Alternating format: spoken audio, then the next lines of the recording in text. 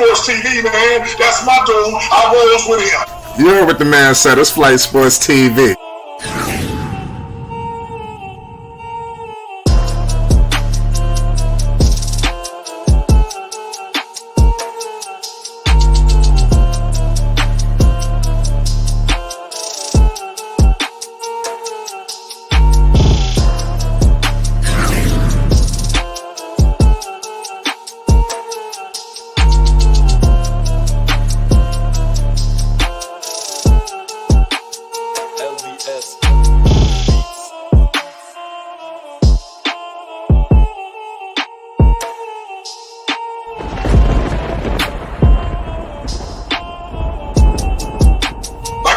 Flight Sports TV, that's where it's at. Flight Sports TV.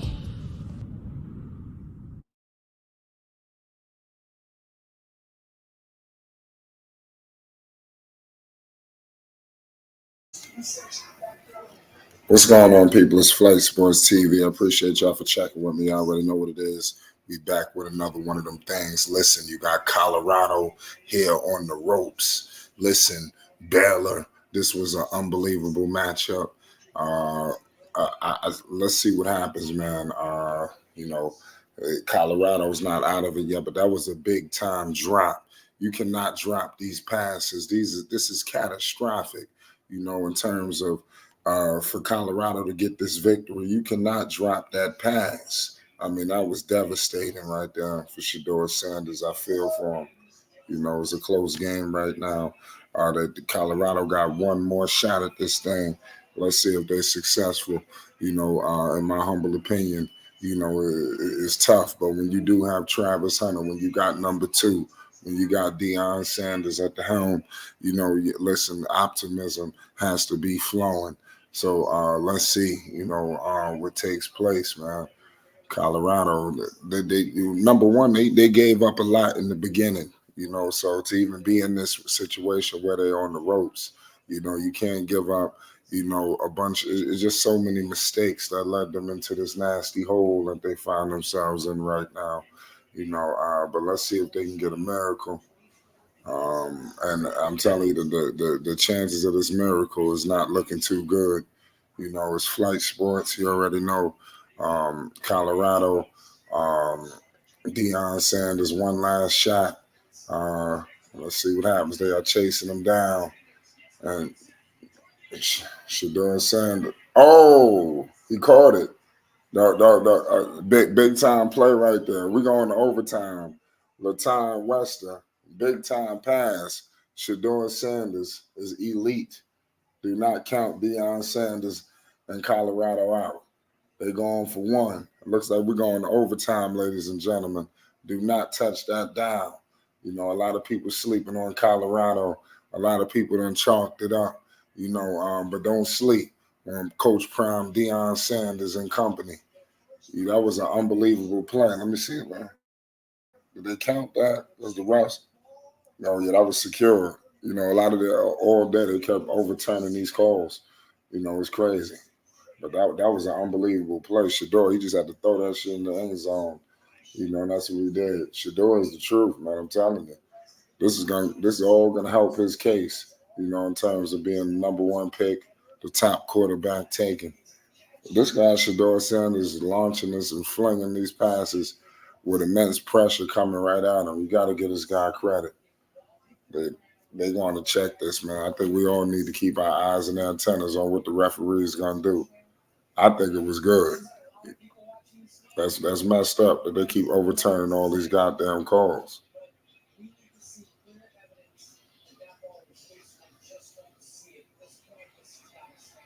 Yeah, it's a touchdown. That was an unbelievable catch.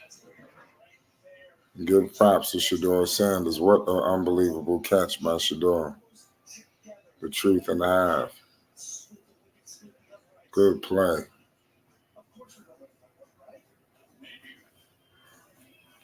That was a hell of a pass by Shedeur Sanders. The call stands. It's a touchdown. Looks like we're going to overtime, goddammit. You better book it. You better book overtime. You got Baylor now. They on the ropes. So we got their coach. They're looking for timeouts. Good play by the Colorado Buffaloes.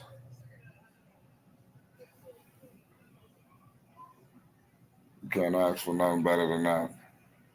Second timeout by Baylor. And anytime Deion Sanders in Colorado is playing, you know it's going to be a movie. What a pass. He had to do something. He just had to hope that that dude can catch it. Good play. Wester, that was a good catch by Wester. Shador had no other chance. I don't know who else was going to catch that. And that was a miracle, a complete miracle by Shador Sanders. I thought it was almost over for a second. You know, everything was going the opposite way. But good play. Shout out everybody in the chat. Shout out Deck. Shout out Chi-Town King. That play was ridiculous. That's Sports Center top 100 right there. Probably top one. Good, and it's good. They're going to overtime. So let's see what happens in overtime if they can fool around and get this win. That's going to be key for Colorado. Good play by Coach Prime, Deion Sanders. It's got Wester. Unbelievable play. Colorado, they're coming off the bench. That's crazy. It's not over, y'all. This game is far from over. We're going to overtime. But for real, all jokes aside, all seriousness, man. Colorado, they gave up a lot. You know, they let them return something in the second quarter. I mean, that's what I seen the drop off right there. You know, they didn't convert the third downs. It was a lot of things that resulted in them basically fighting from behind. You know, so they got to make the right plays, the right decisions. You know, Warren Sapp looked like he was scratching his head a little too much tonight. You know, they was playing catch up. You know, you can't put yourself in this kind of hole because look what's going on now. You know, you got to play with this intensity from the beginning to the end, and it was a lot of lapses with Colorado, which has led them into this nasty situation that we find ourselves in right now. But let's see if they can get themselves out. You heard Coach Prime Deion Sanders say on numerous occasions, as long as you got number two, you know, you got a chance. And you've seen it right there firsthand. What an unbelievable play right there. A lot of people probably thought he would be going to Travis Hunter in that situation. But clearly, Shador Sanders has proven to NFL scouts that he's going to find an open target, you know, at any given cost. You know, it's all about winning with Shador Sanders. And give his receivers credit, man. They're catching the ball for him. You know, a lot of they listen. They fought very hard tonight. The defense, they starting to play a little bit better. You know, let's see what happens in overtime and see how the damn coins flip, man, because that's going to be key right now for Colorado. You know, this would be a big win too, and this could be a big loss. You know, they fought all the way back. That's something that they could hold their hat on. You know, Colorado, they're a resilient team. That's something that they don't get credit for, their resiliency. You know, they always find some way to still stay fighting. And you seen it firsthand tonight. They could have very well laid down. I thought we may have been in store for a blowout, you know, but they let a lot of stuff. It just don't make sense. You know, when Baylor had one-on-one coverage on a lot of occasions, you seen them take complete advantage of that. It wasn't Travis, you know, but it was, you know, like I said, they was making sure they didn't touch Travis. They didn't throw no play. They ain't throwing nothing Travis direction. But it's crazy how Travis has got to do it all. You know, it's wild. You know, on both sides of the football. Let's see what happens. We got overtime. We got the coins flipping right now, ladies and gentlemen. I told you. Let's see how the coin flip. Let's see what happens. This is going to be key right here, ladies and gentlemen. You know, let's see what happens.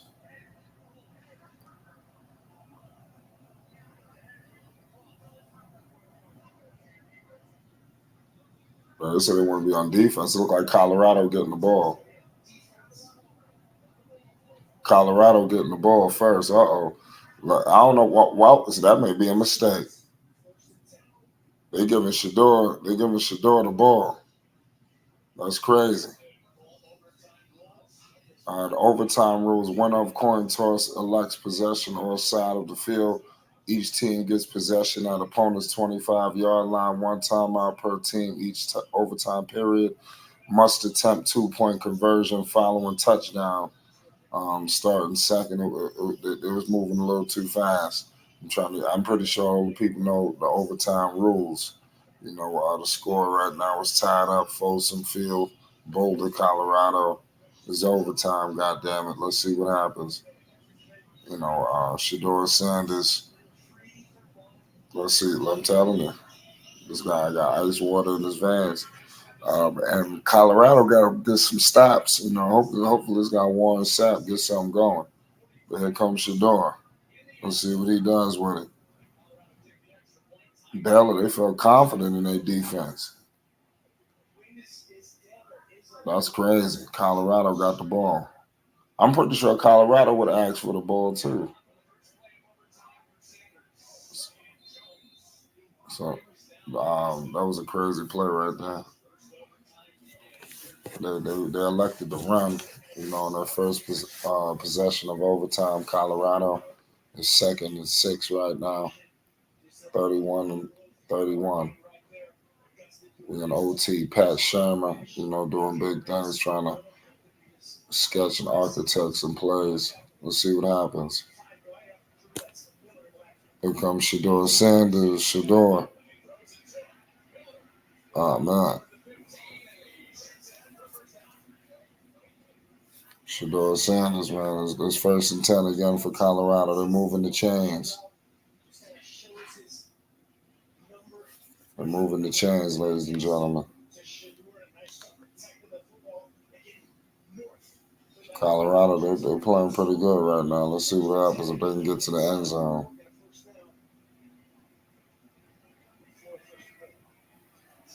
Let's see how clutch Shador is. I'm telling you, Shador Sanders, he's going to prove a lot of people wrong. A lot of people try to talk about them, about this, about that, these other quarterbacks. Oh, Shador running it in. Oh, almost got the touchdown. Shador with the read option. Second down right now. 2nd and 5. Shador Sanders, man, this guy threw for 337 yards so far. 2nd and 5 right now for Colorado. So Baylor will get the ball despite a good play. Another first down. Colorado, Shador to Travis connection. We all know what that's about.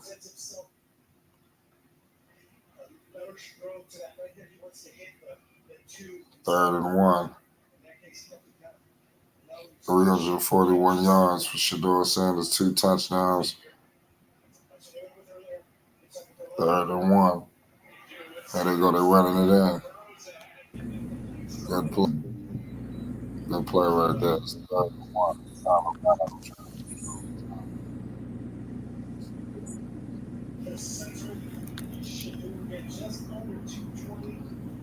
Let's see if Colorado can get this touchdown, ladies and gentlemen.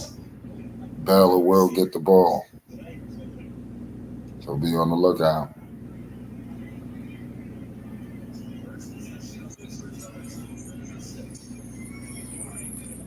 No, they can't get it. They're trying. Colorado trying to get this touchdown. They're more than likely going to get it. It's 2nd and goal. They're going to keep trying to run it in.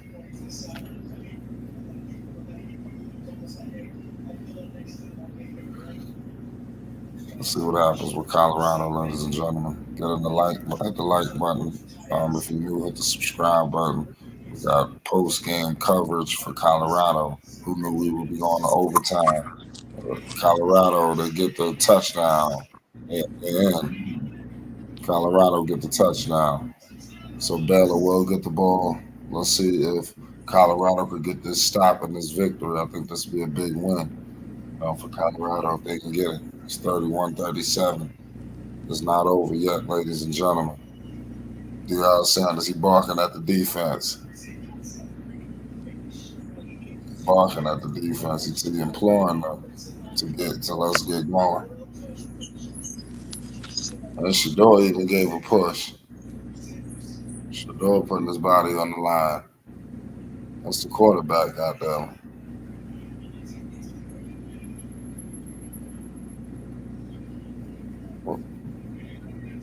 Got you there?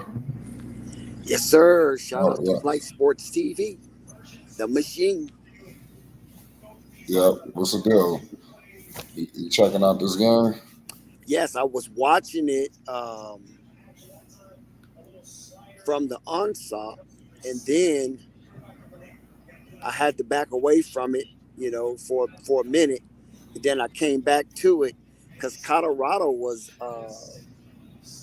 it was down like 24-17.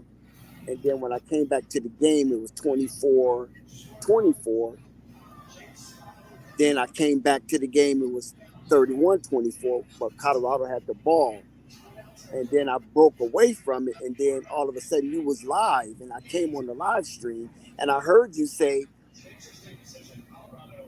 Sador did something special.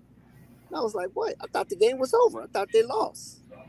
And come to find out, the way you narrated that he threw a pass, and it was miraculously caught for a touchdown. Yeah, So I you didn't know, get like to I see said, it. that was I heard an you unbelievable mention play. it. Are you surprised in plays like that? Well, no, because it happens in Colorado all the time. I remember when Cordell Stewart, when he was a quarterback for Colorado, he did a miracle play against Michigan, I believe it was. And so now Sador has replicated that and has put himself up in the memory shelf or the memory rafters of CU Buff faithful, as he also has electrified Colorado Buffalo Nation that he could be a comeback kid as well. Yeah, I agree with that. Let's see what happens with this game right here, man. They got Colorado, and they need to get a stop. Baylor, they've been hot, this game. So, oh man, they let the quarterback running for a goddamn Baylor. They're about to score another touchdown. So they're gonna be tied up again. And then what happens after that? After that, according to the rules, they will have to start off again, and it will be a 2-point conversion. It won't be a field goal, extra point to carry on. You have to go for two for every touchdown Oh, scored. oh shit! Yo, Colorado, they stupid. Yo, tell me how Baylor they fucked around and lost the ball in the end zone. Baylor? Yeah, something just happened. Just in the end zone. Oh, yeah, that's game. That's it. Yeah. If they lost the ball, that's game. That's Oh, a it's over. touchback. Yeah, they're running out on the floor. Yeah, it's over with. Oh man, that was some clumsy shit. I think they're going to review this. They're going to have to review this. They can't let the game end like that. But if that holds up, Flight, Colorado wins the game because the ball goes out of the end zone, and that's a touchback. Yeah, you ain't lying about that. That's a change of possession. Wow, what a way to come back to win a game of this nature in the Big 12. Colorado just won their first conference game in the Big 12 with a unique ending that have sent a soiree of Colorado Buffalo players and fans onto the field to celebrate this unusual ending with a bizarre result that came off of Colorado, and they won this game on a defensive stance. I mean, that was Travis Hunter. Travis Hunter won this game on a defensive play. I was Travis. Travis Hunter won this game on a defensive play. He went helmet to elbow and caused a fumble. What an impactful play for Travis Hunter, who is a superstar on both sides of the ball flight. Yeah, that's crazy. That play was wild. I can't believe Baylor would piss away a game like that. Well, Baylor didn't piss away the game flight. It was just a tremendous heads up play by Travis Hunter, the All American from Colorado, two-way player, a Heisman lead as we speak, make another spectacular play on the tundra. He put his helmet to the ball. I mean, this guy is a hitter. Yep. Both cornerbacks of his nature normally just be pass defenders, but this guy is a ram. I mean, a real buffalo roaming the prairie flight. It's official, Dex. Colorado wins. They defeat Baylor. The call stands. That's crazy because, Colorado officially came back. They was on the ropes this game. They was down 2 touchdowns. They came back. Should they just walk the Heisman Trophy over to, this guy Travis Hunter, for crying out loud? Man, right now he is definitely going to be the talk of the town in collegiate sports. All the games that went on today, Michigan and USC, Clemson in their victory, Kentucky the way they did, Texas, but you're going to hear the talk of Travis Hunter. You're not going to hear that Ohio State victory over Marshall. You're not going to hear about too much of the Michigan victory over USC or the LSU over UCLA. What you're going to hear is this impactful player, something of an anomaly that we have really never seen before in college sports. Like I said before in the last stream flight, we have seen quaint demonstrations with Champ Bailey and what's that other two-way player that won? Charles Woodson. But nobody have affected a field in the dimensions of offense and defense like a Travis Hunter. Never, ever. I have never seen it. I mean, people talk about Jim Thorpe, but I never seen Jim Thorpe play. And Jim Thorpe won the Heisman on a losing team. I think the team only won 4 games out the whole season, but it was Notre Dame, right? It was the Golden Dome. So you're gonna get that back in those days where the Catholics was reigning supreme in sports and celebrity and things of that nature. But since the age of Jim Thorpe flight, we have nobody can say anything about Travis Hunter and his impact on both sides of the ball as the results end up in a victory. And he was the main factor for the victory with a little splash of Shedeur Sanders as well. Flight, this is incredible. It was a miracle at Forsman Field, and we witnessed it live in 3D, up close and personal, as we watched Fox Sports and Forsman Field being tumbled with Colorado faithful, and it's going wild down there in Boulder, Colorado. Flight. Yes, absolutely, Dex, man. This was an unbelievable game, y'all.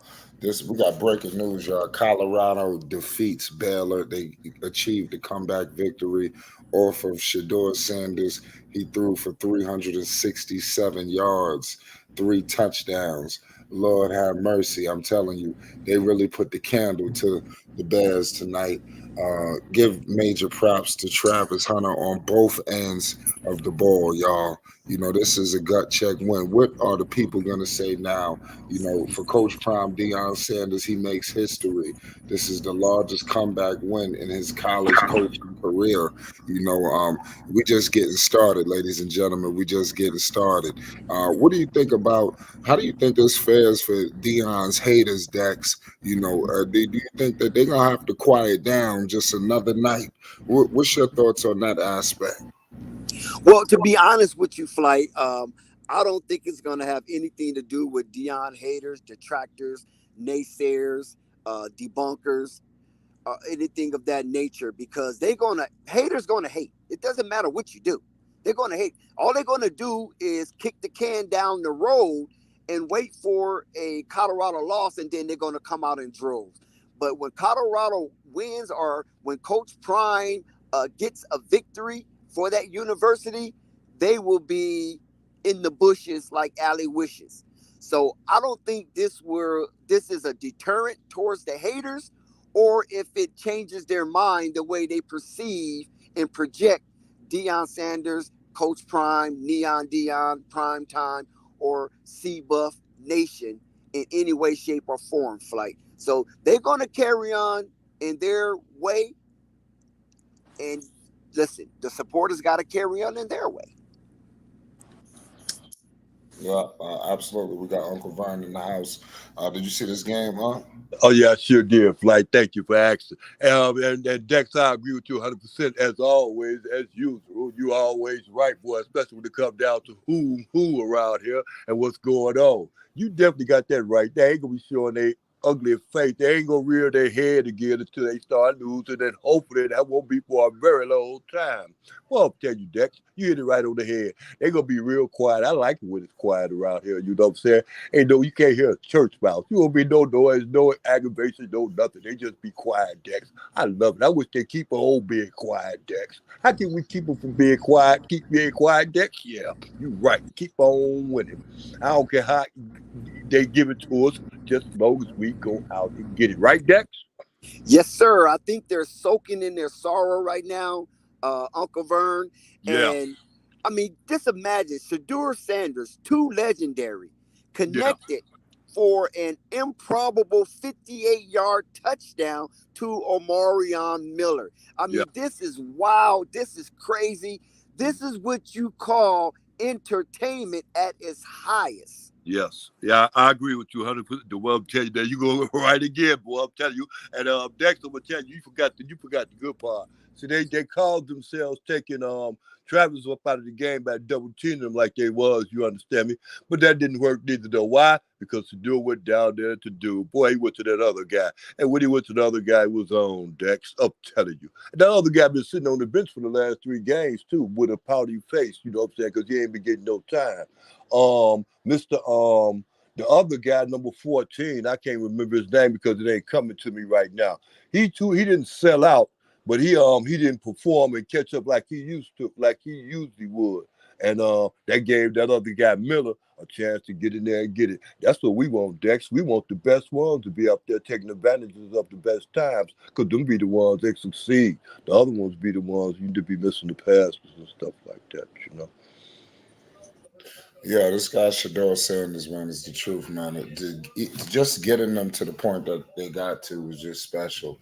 Like I said, the defense looked horrendous. I thought we was gonna have one of those conversations tonight, but somewhere, somehow, the switch flipped. Baylor made a series of mistakes themselves. Maybe they got a little too ahead of themselves. But Colorado, they just got to buckle down at the start.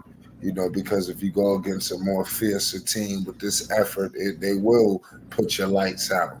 Tonight Baylor just wasn't able to close the deal on Colorado. They left a little bit of time left, and that's why Colorado seized the moment once again, man. Pay homage tonight. The Buffs win. Was good, Dex. Yeah, look, Uncle Vern was saying, number 14 was Will Shepherd. Yeah. They expected more out of Will Shepherd in this game, but something happened when he missed that ball. When it went to the ground, he thought he caught it. He missed it. He celebrated. And I don't think Deion was in favor of that. If you miss the ball, you can't be out here celebrating. You got to make sure that you caught that ball and you know you caught that ball and celebrate, because you can't be out here pump faking. You know what I'm saying? Because they, Deion and them, they cut from a championship Super Bowl cloth. Sapp and Sanders and some of the rest of the coaching staff. And I think that, like you say, it gave way to number 4, Miller, to get in there and catch some passes, even though it was only 2 passes. But the thing that I want to really harken on is that the Colorado Buffalo had committed to the run. Now, as a team, they did not surpass the 100-yard threshold, but they had 42 carries, 42 attempts on the ground. So the groundwork was really in effect. And I'm glad that they committed to the run, even though they didn't average nothing but 2.2 yards a carry.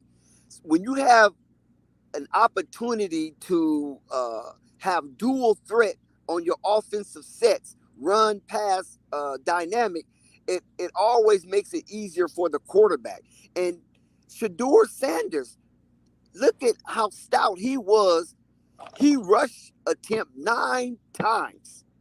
9 freaking times. So even though he was getting pounded by the run, he still did not give up when it came time for using his legs as an extra weapon to his weaponry to be able to take down Baylor. And that right there is a telltale sign that these individuals really are trying to win games, and it's not about Instagram followers. 12 rushes for Gustave, and 19 for Shedeur, 9 for Micah, and 1 for Jimmy Horn. Totaling 42 rushes. This is what we want to see with Colorado. We want to see some semblance of balance, despite Deion Sanders, Coach Sanders, saying nobody care about balance when you're winning. But somebody put something in his head to encourage him to be committed to the run, and this helped resulted in a win tonight. Miraculous as it was at Folsom Field, as spectacular as it was at Folsom Field, Boulder, Colorado can celebrate on senior night with this victory. Yeah, it's a nice victory too. Right. This was an unbelievable victory. It was a comeback victory where, maybe in some past games you would have seen Colorado lay down or get a little upset and their feelings get in the way and they get distracted and they fall. But tonight they stuck with it. I think it's a change, in this team in Colorado, man. A lot of people, would have loved to relish in this loss. And hell, they almost lost. We got to go back to that fourth quarter, that last possession where a lot of people thought it was all she wrote. That pass that he threw to Wester, that was a hell of a play that Shedeur Sanders made. That was the only play to be made, and that was the only thing he could do. There was no other play left, so this guy got ice water in his veins, so the guy is completely legendary. And NFL scouts need to take heed. There's a lot of things going on right now. A lot of people like this quarterback, they like that one. Shedeur Sanders is doing this while the defense is rushing him. I think that says something, in my humble opinion. What do y'all think about Shedeur's toughness and able to get the ball to guys like Travis, guys like Wester, Horn? The list goes on when the defense is coming at him with so much intensity. Well, I think that's a twofold answer to that, because it's good that he can get out of it. You understand me? But he ain't gonna last long doing that. You know what I'm saying? Because that gonna go right back to what they were doing last year. Like they would put too much pressure on him. You ain't gonna get 5 or 6 sacks on the team against the team, and then you wind up losing the game. That really don't too much happen. You understand me? We got lucky. We can't keep getting lucky. That kind of luck really don't wear out too good. We got a flaw in our offensive line. Is that flaw? You got to be realistic about that. They should have never had to put that much pressure on them like that. They got that many sacks like that. They got 4 sacks in 1 quarter, didn't they? Yeah. Like I said, They got 4 sacks in what? They got 4 sacks in the fourth quarter. So no, that that offensive line ain't there, and it won't last long playing like that. That's definitely Shadur can come up with all the magic in the world. They got to come up with to do something. They got a problem with that offensive line. That's to a certain. That's realistic.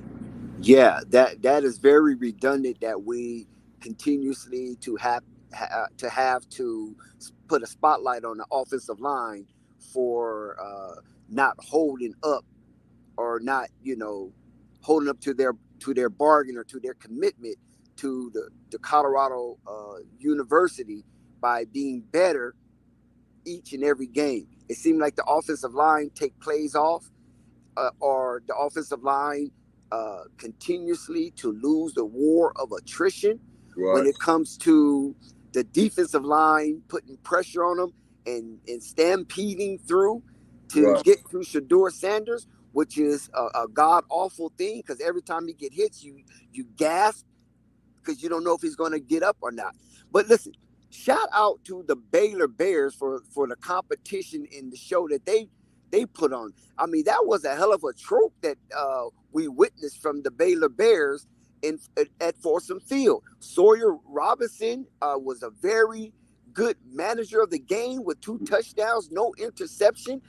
His yardage was pedestrian, but he played the way Baylor wanted him to play. So big ups to Baylor Bears and Coach Aranda for putting up such a trope and entertaining at Folsom Field, although they came up a little short because it was 2 legendary that was in the building throwing that improbable 58-yard touchdown to O. Miller, and the hit, oh my God, the hit of the week for Travis Hunter, causing that fumble as the Baylor Bear running back was prepared to cross the goal line as he was suspended in midair, and Travis Hunter met him at the point of the crescendo, and that impact caused a fumble, and the ball went out of bounds, causing a touchback, a lost possession, and the Baylor Bears come up short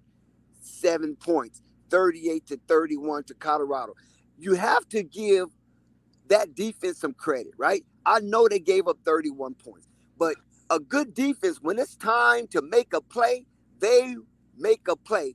And the Colorado Buffalo 11-man defensive stance made a play when it was time to make a play.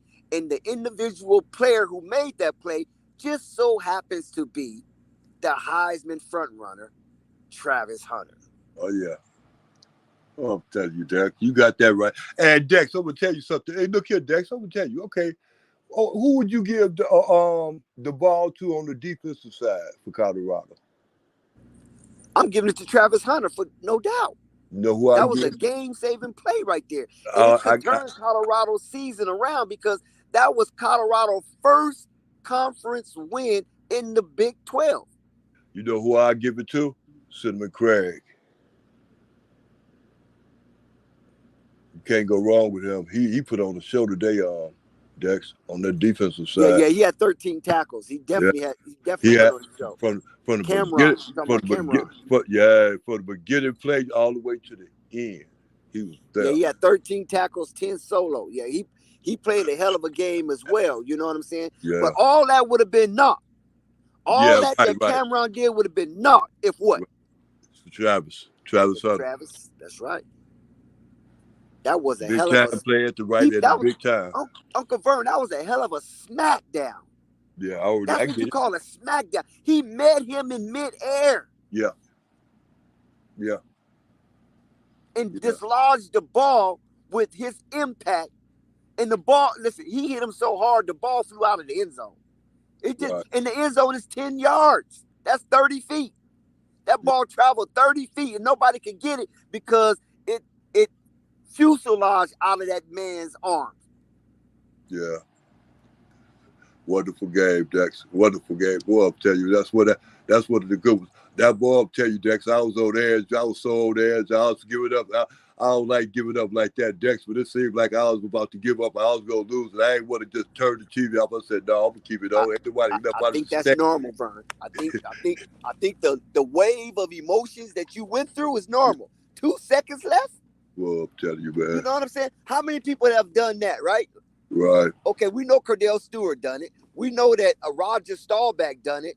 We know that Joe Montana done it, and we know that 2 legends, Shadur Sanders, done it. I'm gonna tell you something with that touchdown that he had threw to number 10. With the last touchdown he had, down in the corner when he threw that to number 10, they had showed it on the what's the name on the TV. With another play, that same kind of play that happened with them back in the past, with the 80s and the 90s and stuff. One of the same kind of plays, and then a Hail Mary play. And it had to be Cordell Stewart. That's the only Colorado person that I know that did something like that. That's who it was. They showed the play, and I think it was Ray Carew, Cordell Stewart to Ray Carew, if I'm not mistaken. I think that was the receiver, Ray Carew. Right. Yeah. You're right. I think you're right. But what I'm saying is they showed it. They showed it just there. Shout out to AB the hero. Yeah. Shout out to AB.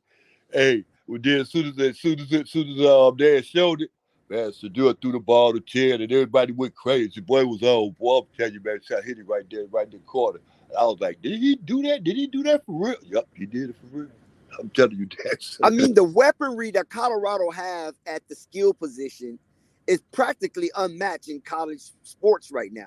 I don't think there is a quadro of receivers that is as talented and as dangerous and as treacherous as the Colorado cadre of receivers. Yeah.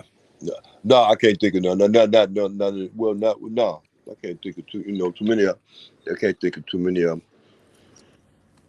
You know, and what I liked it about what's the name of the team we just beat. What I liked it about them, I like their core of cornerbacks they got. They got a nice little set of cornerbacks.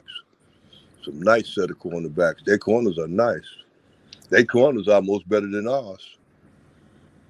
Well, I don't think Colorado have a top tier cornerback section or room. It's just Travis Hunter just head and shoulders above practically everybody in college. Now the next guy that was up with him was the guy from Michigan, but now he went out. So I don't know how many games that he might be out if his injury is that serious, because he wasn't able to finish that game against USC. Okay. And I think LSU have a good cornerback that went out as well. Yeah. Yeah, but they got nice defense cornerback spot. Yeah, Baylor, yes. Yeah. But Colorado really don't have a real cornerback room. You know, like I said, just Travis Hunter just head and shoulders above somebody else. He's so much talented that he shuts down the whole field. It's Travis Hunter Island. Yeah, he shut down everywhere. And then you get on the offensive side, you know, he have a very electrifying day as well. 7 catches, 130 yards. Travis Hunter on offense tonight averaged 18 freaking yards per catch. Okay. I mean, just think about that. 18 yards per catch, not just 2 or 3 catches. He had 7 pass receptions. And I don't know how many he had. I don't know how many targets he had, but he caught 7 for 130 yards. Plus, he averaged 18 yards a catch. This guy is explosive on both sides of the ball. Unbelievable. It's really remarkable to me. And I watched a lot of college football. Yeah, I hear you. I'm talking about Dupree, right? I'm talking about Eric Dickerson. I've seen Eric Dickerson at SMU play college football. You know what I'm saying? George Rogers. I go back to those eras. Marcus Allen at USC. I saw Marcus Allen play football in college. And I have yet to see someone this dynamic and impactful on both sides of the ball like Travis Hunter. Yeah, I wonder what the bet is now as far as his chances of winning the Heisman, because I know they Oh, go it down increased, down. Uncle Vern. You Hmm? can believe that. His Heisman pursuit has increased in the eyes of the voters Yeah, because you cannot deny what you're seeing. You cannot go as a voter for the Heisman trophy and suffer cognitive dissonance. You can't do that because you're gonna be called out. right. They're gonna because listen, you got the social media, you got the mainstream media, you got the alternative media, that sports, they will call you out because we are actually witnessing something that we didn't see. If Travis Hunter don't win, if he keeps this up and he don't win the Heisman, this would be a greater travesty than Jim Brown being snubbed from winning the Heisman. Yeah, I agree with that. But I'm gonna tell you something too, Dex. You don't even think it can stop Travis Hunter from winning the Heisman? I think it's gonna be Shadur Sanders, and I think they're gonna give both co Heisman. I think they're gonna make them co players of the Heisman for real. Because I see Shadur get if he get up on some more games, get up on a whole lot more games, and if it just come down the way it come down to, it ain't you can't take him up out of the race. And you already know that he gonna be the first quarterback going into the NFL draft because he got it all. Well, see, the Shadur Sanders factor, it hurts him because those votes going to be split, right? And Right. when those votes be split because you got two players on one team, when those votes be split, then they're going to have to look at the other side of the ball that Shadur Sanders cannot control because he don't play. Okay. Travis Hunter do. So Shadur will be compared with all the other quarterbacks that's in the runnings, but the only person that's in the runnings that you can't compare is Travis Hunter because he affects both sides of the ball. And if Shadur Sanders have good numbers, Travis Hunter is going to have good numbers on offense as well. Right. Exactly. Yep. So that defensive side of Travis Hunter shutting down receivers, popping the ball out their hands, running down players from a distance, stopping them from scoring touchdowns because his speed and his angle and his IQ on how to pursue the ball and then attack the enemy as they are in stride. And ain't nobody in college football doing that. Yeah. I hear you. So that right there kind of puts Shadur behind Travis as we speak. Yeah. Yeah. I agree with that, Dex. Exactly. Okay. But I don't know, Dex. I won't. I think that Shadur is going to continue to be successful. As far as that race, as far as the Heisman goes, as far as hold it up the whole season and everything, that gonna be yet to be seen because, like I said, they get too much pressure on him. It's too easy to get pressure on him. That ain't a good thing. Yeah, see, and that's something that Coach Prime is going to have to really inculcate inside the offensive line head as well as the offensive line coach. That you have to protect this man, Shadur Sanders, even if a plane is falling out of the air. You're going to have to find some way to protect this man. You're Yep. going to have to be willing to sacrifice every play. Your elbow, your knee, your back, your belly, your forearm, your wrist, and your fingers to make sure nobody touch him and he has a minimal amount of dirt on his back Yep. or turf. Now we say turf because they got turf now. Oh yeah. That's what's going to have to be inculcated in the heads of the offensive line. You can't take no day off. You can't think that, oh, this guy ain't going to rush me this hard this time. No. These guys are ferocious. They coming to make their name off of Shadur. And if they have to minimize you as an offensive lineman to get through you, pass you, break through to get to Shadur, they will do that. So the offensive line has to approach the game in that manner to defend and be a fortress for Shedeur Sanders and the Colorado Buffaloes to be successful. And that has to be sustained from play 1 to play 0. Right. Yep, exactly. Hopefully it'll happen. It has to happen. Yeah, I agree. We celebrate Colorado's 3-1 right now. Coach Prime will be the talk of the town. I mean, there was some marvelous games this week. Tennessee, Oklahoma's battling it out. Michigan, USC was a good game. Clemson was a good game. You also had LSU at hosting UCLA was a good game. There was a lot of powerhouse games tonight. Well, Texas, #1 team, they really didn't have a good game. They played UNL Monroe. We expected that. But did you see Tulane versus the Raging Cajuns? Oh, my God, what a game that was. Tulane versus the Raging Cajuns, the Battle of Louisiana. Man, mid-teens, that was a crazy game. I love the Raging Cajuns. I love that Lafayette team. That team will get you money. All you got to do, whoever they play, just take the over.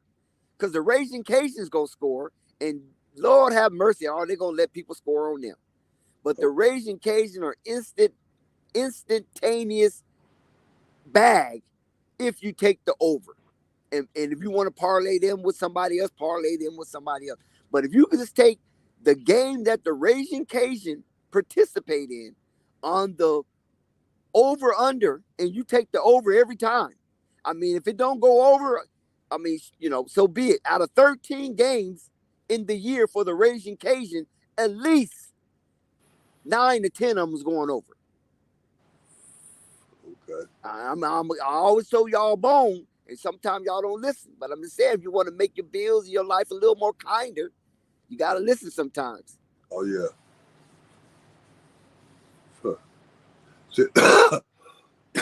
The Raging Cajuns, huh? Yes, sir. Okay. They're going to go over. You always put them over. Never take them on the under. Okay. And then just match them up with something else you want if you want to parlay. But if you just want to straight up, get your money for money, take it over. I don't care who they play. They could be playing a high school team down in North Dakota somewhere. Take it over. Them Raging Cajuns. Oh, do I love them Raging Cajuns. Them boys out of Lafayette. Sure.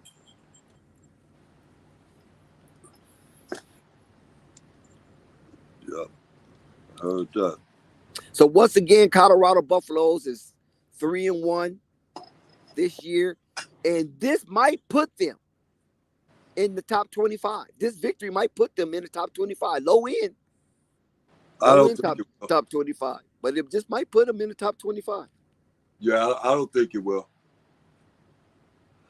And I would hope not anyway. The reason why I would hope not is because of the fact that they would lack back. They would lack back because of the fact that they would think to themselves that they doing real good. They're not really doing real good like that. They just barely hold it on. They have to make adjustments. That doesn't matter. They got to go. Doesn't matter. They got to go back to the drawing board. You understand? Listen, let me share something with you, Uncle Vern. We all know that all this is a business. We take it as entertainment because it's fun to watch. It gets our emotions going. You know what I'm saying? We get our highs, we get our lows watching teams that we enjoy. But it's a business. Do you think it's a secret that Colorado is getting all these primetime games? Every game they play is primetime. Right. They ain't playing at no 10 o'clock. They ain't playing at no 1 o'clock. They ain't playing at no 3 o'clock. Yeah, they playing at 8 o'clock prime time where everybody's glued to the TV. Right. That's from a law of attraction. Yes. So what I'm saying is that they will be one of the top choices to be in the top 25. Nebraska just lost. They lost today. So they're going to drop out of the top 25. It's easy to replace Colorado where Nebraska was, 24, 25. You know what I'm saying? Because they get in primetime games and they will want a number in front of Colorado when they put them up on the marquee. Number 23, Colorado Buffaloes, instead of just Colorado Buffaloes. That gets it a little more interesting when they become one of the top 25 teams in the nation. So by it being a business alone, I wouldn't be surprised if come Monday, Colorado is 25 or 24 in the nation with this victory, especially the way they won. Because remember, entertainment, business, entertaining and business. That sends shocks to everybody. And plus, Colorado covered the spread. That's one thing you got to look at. These threw some skin on the game. This man threw a Hail Mary pass and covered your money. And one time you was looking sad and thinking that you look bread, and all of a sudden you look up 2 seconds later. Oh my God. They done tied the game. Then they go into overtime and win and cover the money. Yep. That's exactly. crazy. Just like that. And you know And Deion covered gonna the talk money. his stuff. You know Deion gonna talk his stuff.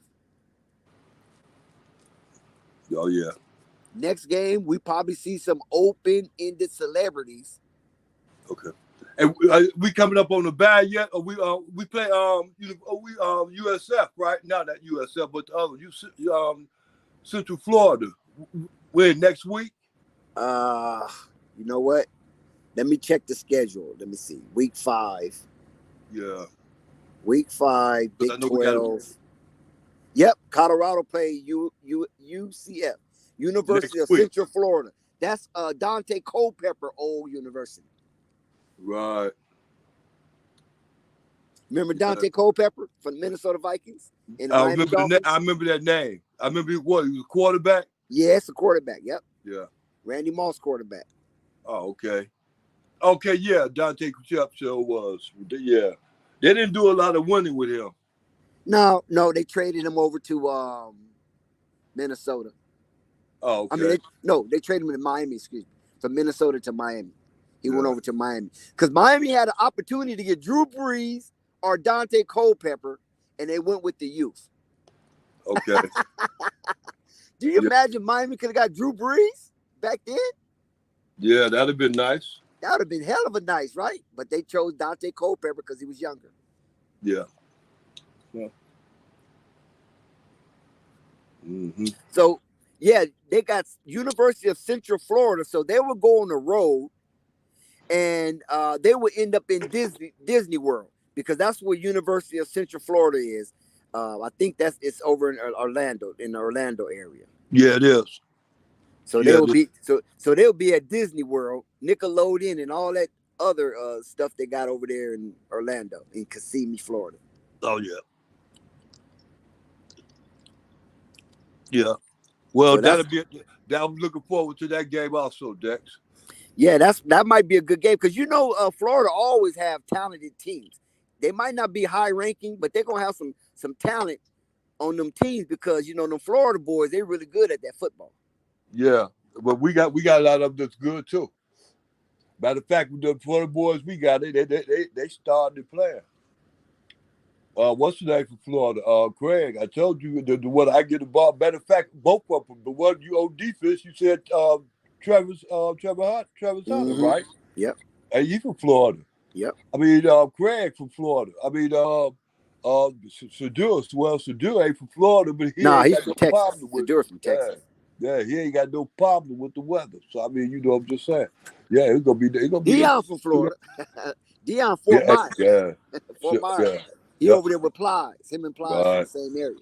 Right. So yeah, they're gonna be a real nice game. I want to see how that's gonna turn out. I'm hoping that we make some changes. See, we gotta wait to where we can go ahead and win a whole lot of games just because we can always learn from the games that we had before and then ride with that going in. It'd be hard for us to take a loss and then try to ride with that going in, depending on whom we're gonna play. And it ain't too many poop butt teams in the Big 12 like that. You got some of them. You might have 4 or 5 of them. You understand me? But We Yeah, might have trouble against them as we having trouble against these other so-called good teams, like you know what I'm saying, like the one we just played. You know, yeah.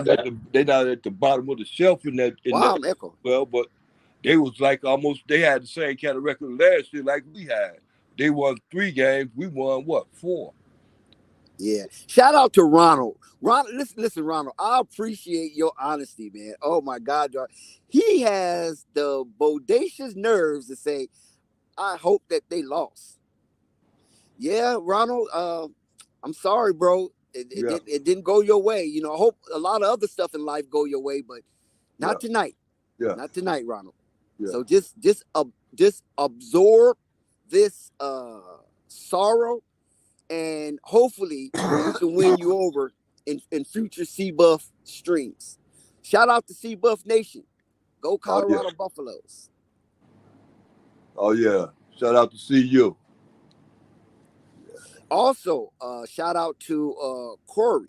Shador has all the intangibles to be a good quarterback in the NFL, and the plus is that he has the height and range. Man, Corey, you couldn't say it no better, man. You took the words right out of my mouth. You know doggone well Shador Sanders is gonna be on draft day. And not only that, he's going to be on Sunday. And he has a potential to be QB1 on Sunday as well. So, yes, I agree with you, Corey, that Shador Sanders has all the tangibles to be a good quarterback in the NFL. QB1, baby. Let's go. I agree with that also. Shout out to the chat. Let's see. The legit Prodigy 23. Prove it. He took him and won, dog. You was watching clearly. Yes. Yes. Teresa, shout out to you, Wakefield. There's never no lock when God is in it. Also, remember, there's no crying in football. Get out there and play on that, what they did. Yep, that's what they did. They didn't complain. They didn't cry. They performed. No doubt. Shout out to Frog Dog. Deion, I played middle school football and baseball with you. Fort Myers, my dad lived in Buckingham, about a mile from your mom's place. Oh, okay. That's what's up, man. Shout out Frog Dog for that, man. You know what I'm saying? He felt some of that prime time. So listen, chat, keep the engagement. We appreciate it. But listen, if you haven't subscribed to Flight Sports TV, the machine, please subscribe as you are now engaged so you won't forget and think that you subscribed and you didn't. So if you haven't subscribed, hit that subscribe button. And once you hit that subscribe button, kind of backdoor it with the like button so this stream can trend in the algorithms and your engagement will be noticed as well. So if you appreciate your own engagement, hit that subscribe button, hit that notification bell, and you're always welcome to walk down the Yellow Brick Road down the Flight Street. Shout out to Keen Dream. Yes, I'm seeing a lot of names that I'm not familiar with, so I know you're probably not subscribed. So go ahead and hit that subscribe. We one subscription away from 9,000. Go and hit that subscribe button. Let's get it up to at least 9,020, 9,050 or something to that nature. Let's go on and pump up the value. So Vern, what was you saying? No, I was saying the Deion Sanders still got a long ways to go, Dex, but I think they got a way to get there and make it, clear that he could do the same thing you did in Jackson, Dex, and he could do that in no time like he did it in no time at Jackson. Yes, no doubt. You got to stay focused. Because listen, it doesn't matter what level you play quarterback. It is basically the same. And the sooner you play quarterback at a young age, all you building is a foundation. And then you just replicate your foundation. Now, whatever skills that you bring to it naturally, that's part of the ingredients, that would just enhance you to get to next levels. Because my grandson played quarterback, but he played quarterback for his junior high school, right? Yeah. So, and so I was sharing with him that I said, grandson, don't even trip of what you do good or what you do bad. What you have to focus on learning how to play the game and learning how to play that position. Once you learn how to play the game in that position, it's not going to matter. A lot of your fine tuning is going to come as you grow in love with the game, and then your skills will start developing, and that will determine what portion of competition that you will be prepared for and thrive in. So don't worry about throwing long passes or somebody drop your passes or whatever. You lose the game. Don't worry about that. That's not your focus right now. Your focus is learning how to play the game. Then once you learn how to play the game, you'll be easier to coach. And once you'll be easier to coach, they're going to point out to you do's and don'ts. And then your natural God-given talent will take you to levels unseen right now. Actually, we just saw it. Yes. Yeah. And Vern, have you ever thought about the comparison of like the Sanders boys and the Ball boys? Yeah, I already Because did. we watched the Sanders boys play since they was puppies, right? We watched them play since they was puppies. Already And know. we watched the Ball boys play since they was puppies. And Right. look where the Ball boys are, and look where the Sanders boys are heading. Right, exactly. Yep, I agree. It was like I was telling Flight the other day when when he was talking. I was just Flight, it's just saying because I respect him because of the fact that how you be sticking to these winners. He stick to Kid Austin and his family back. It ain't nothing. He stick to the Ball boys and to the bar and his family like it ain't nothing. And they winners, man. They winners all the way around, all the way across the board. Flight for real. And then like Deion Sanders too. That Flight, I said, look here, Flight, you was messing with Deion Sanders. A lot of people wasn't messing with him. You was messing when he was down there at Jackson State. You already knew what the deal was with him then. A lot of Big people, ups to Flight.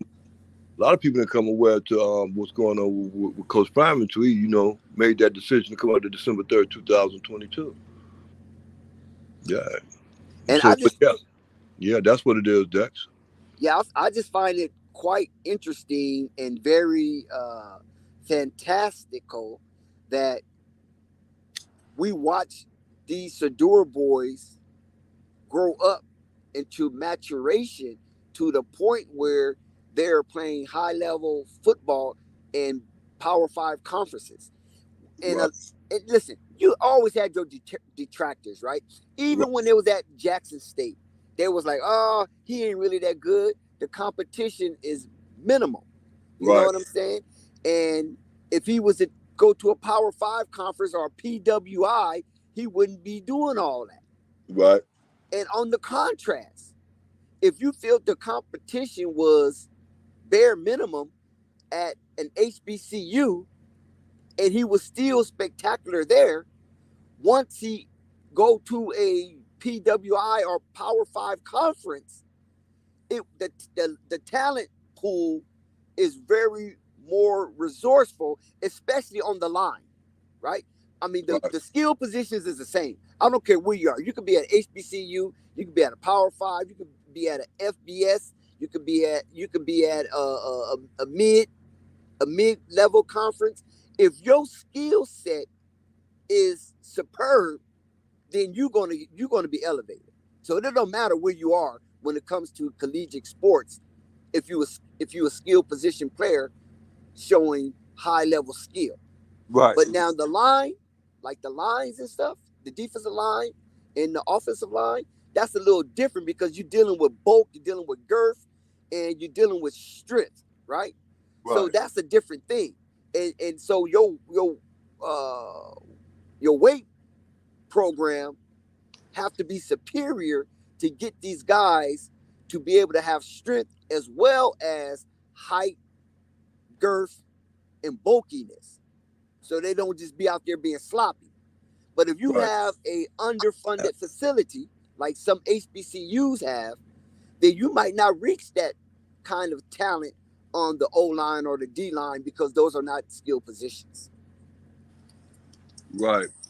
Shout And out to Chuck Norris. those are positions you usually find bigger guys that be, successful. You understand me? Not Yes. like, you talk about 6'5", 6'4", 6'5", stuff like that. Those are kind of ones be more or less successful than the 6'2s and the 6 foot of the world. Right. Styles like that. Yeah, I agree with that. Yeah, and plus their training facilities are enhanced due to the funding that they're able to receive. But a lot of, not all, but most HBCU's funding is kind of skimmish, and so a lot of that funding go into other programs besides the sports program, and so they don't get the facilities that they really need to enhance their strength, their impact, their agility, and their balance on the O line and D line. Those guys kind of get looked over a little bit, right? Because the skill Right. guys are the one that's going to be the showstoppers. But when you get to those PWIs, they invest in their O lines and D lines because they know that they are very important on both sides of the ball. So that's why their facilities, are very spectacular and almost pro-like. Yeah. Yeah, I agree. Especially out there in Michigan. Michigan, Wisconsin, Penn State, Ohio State, you know what I'm saying? Iowa, they produce a lot of O linemen in the NFL, Oh yeah. They're a farm for that. Those schools, they're a farm for producing a high level O line and D line into the NFL.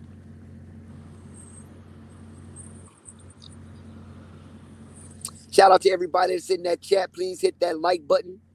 Please hit that subscribe button. And most definitely hit that notification bell so you won't miss one iota of an exuberant experience here at Flight Sports TV, the machine.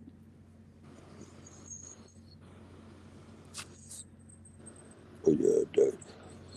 So, Yeah, Vern, so I'm looking for a win next week. Like I was getting ready to ask you that. So okay, do you know anything about CFU? What their goods, their bads, their ups, their downs, and how No. it will affect CU Buff Nation? Well, not necessarily. They, like you said, with the way I see them, what I've seen of them anyway, is like, they're a little bit like us. You know what I'm saying? They got, to a certain extent, they got the same type of players we got. They strong in the same positions that we're strong at. They're fast, they quick, they get to the ball and stuff like that, and they're playing good so far. But as far as the weakness go with them, I couldn't even tell you. I have to figure out how their quarterback look and what he's good at and all this other stuff, and then what we got to prepare to stop them. I have to look at what they defensive line look like compared to our offensive line and what they've been doing and stuff, and how it's gonna figure into what they gonna bring to bring to us. Same way we had to do with this team we just got through playing. Same way we had to do. Uncle Vern, Colorado is going into this game as an underdog. They have yet to put a number out that I've seen, but they're definitely going into this game as an underdog. And according to ESPN analytics, the percentile win matchup predictor,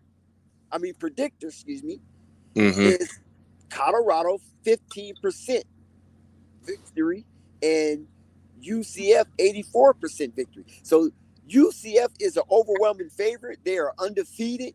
Colorado's coming in with one loss, and that was against Nebraska. Right. Colorado is on a 2-game win streak, but let's see if they're able to handle the tail of the tape when it comes to UFC playing down there in Disneyland. So Colorado can't come into this game wheezy and their equilibrium off based on what goes down in Orlando. And definitely we know it goes down in Orlando. Oh my God. That Orange Blossom Trail. Oh, wee. baby, please don't hurt me. You know what I'm saying? So I'm just hoping that Colorado is able to hold their composure when they get down to Disney World, because Disney World ain't listen, it ain't what it seems, man. If you ever been to Disney in that area, Kissimmee, Florida, Orlando, Florida, it's a lot of adult entertaining going on. Right. It ain't just for kids. I know they got the Nickelodeon slime and Disney World and the Magic Kingdom and the Knights of the Round Table and all that stuff that's for family oriented. But man, once you get behind those buildings, it is on and cracking with adult entertainment like none other. So Yeah. Colorado got to be focused getting down there in Disneyland. Well, I'm sure they won't have that problem because I know they're not going down there to party nowhere. And if they're gonna be down there, they're gonna be going back Sunday. Listen, Uncle Vern, that's part of the college experience is the party. What are you talking about? That's after the game. I ain't talking about before the Man, game. they listen. And They then there ain't set gonna these, be no party after the game if they lose anyway. So if they yeah, win, but different I'm story. just, but Uncle Vern, listen, Mhm. take yourself back when you was in college. Did you Right. party before the game and after the game? Yeah, well, I did, yeah. Okay, then. And What makes your youth different than their youth? well, to a certain extent, it's like they got more eyes. Let's just say they got more eyes on them, and there's more to expect to see more that more that's given to you, much is required. So it's much is required for them to do the right thing. One thing they did today too, and they really cut down on that they do stupidity. We ain't talking about the stupidity after the game, but the stupidity on the field is giving up all them goddamn penalties. They cut that down real good, and I got to take my hat off to them because yes, they did that. So on that stupidity off the field, they should know better. I think they already know better. They kind of like a quiet bunch anyway. You know, they got rid of they got rid of the party guys. I'm telling you, the party guys. So except for what's the name, Jacoby, and he ain't even playing that much. As a matter of fact, he ain't played in the last two games. He's supposed to be hurt or something.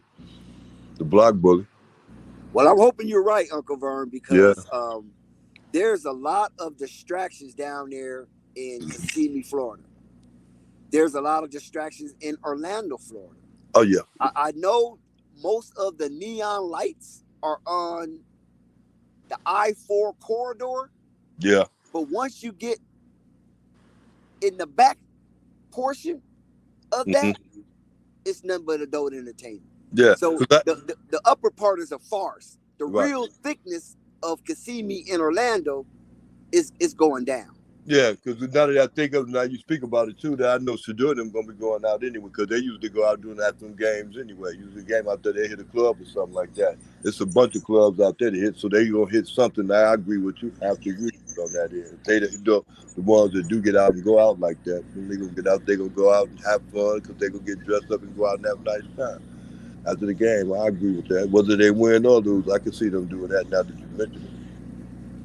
Hopefully they do it in a winning way. You understand me? But if it comes down to a loss, they want to get out there and go to Disneyland, Disney World, or Disney whatever. They can do that. Yeah, because University of Central Florida, UCF, they do have a top flight receiver in K Hudson. So you can't sleep on this guy. I mean, he's almost toe to toe with Travis Hunter in receiving yards. So I mean, he's not no dud. He's a stud. So Colorado, when you get down there and you get on that field, do not disrespect K Hudson, please. Okay. Please show the man the utmost respect and attention that he deserves on that Yeah, field. we're gonna Because put he's a burner. I'm sure they're gonna put Travis. They're gonna put Travis Hunter on him. Most likely, unless they move him around. I don't know how their offensive sets proceed, but a lot of times, they will move these receivers around to get them in mismatches and things of that nature. And I don't know if Travis Hunter might follow him all around the field. Shout out to the BTW Tribe Sports Media Hoops. Shout out to you, bro. Oh yeah.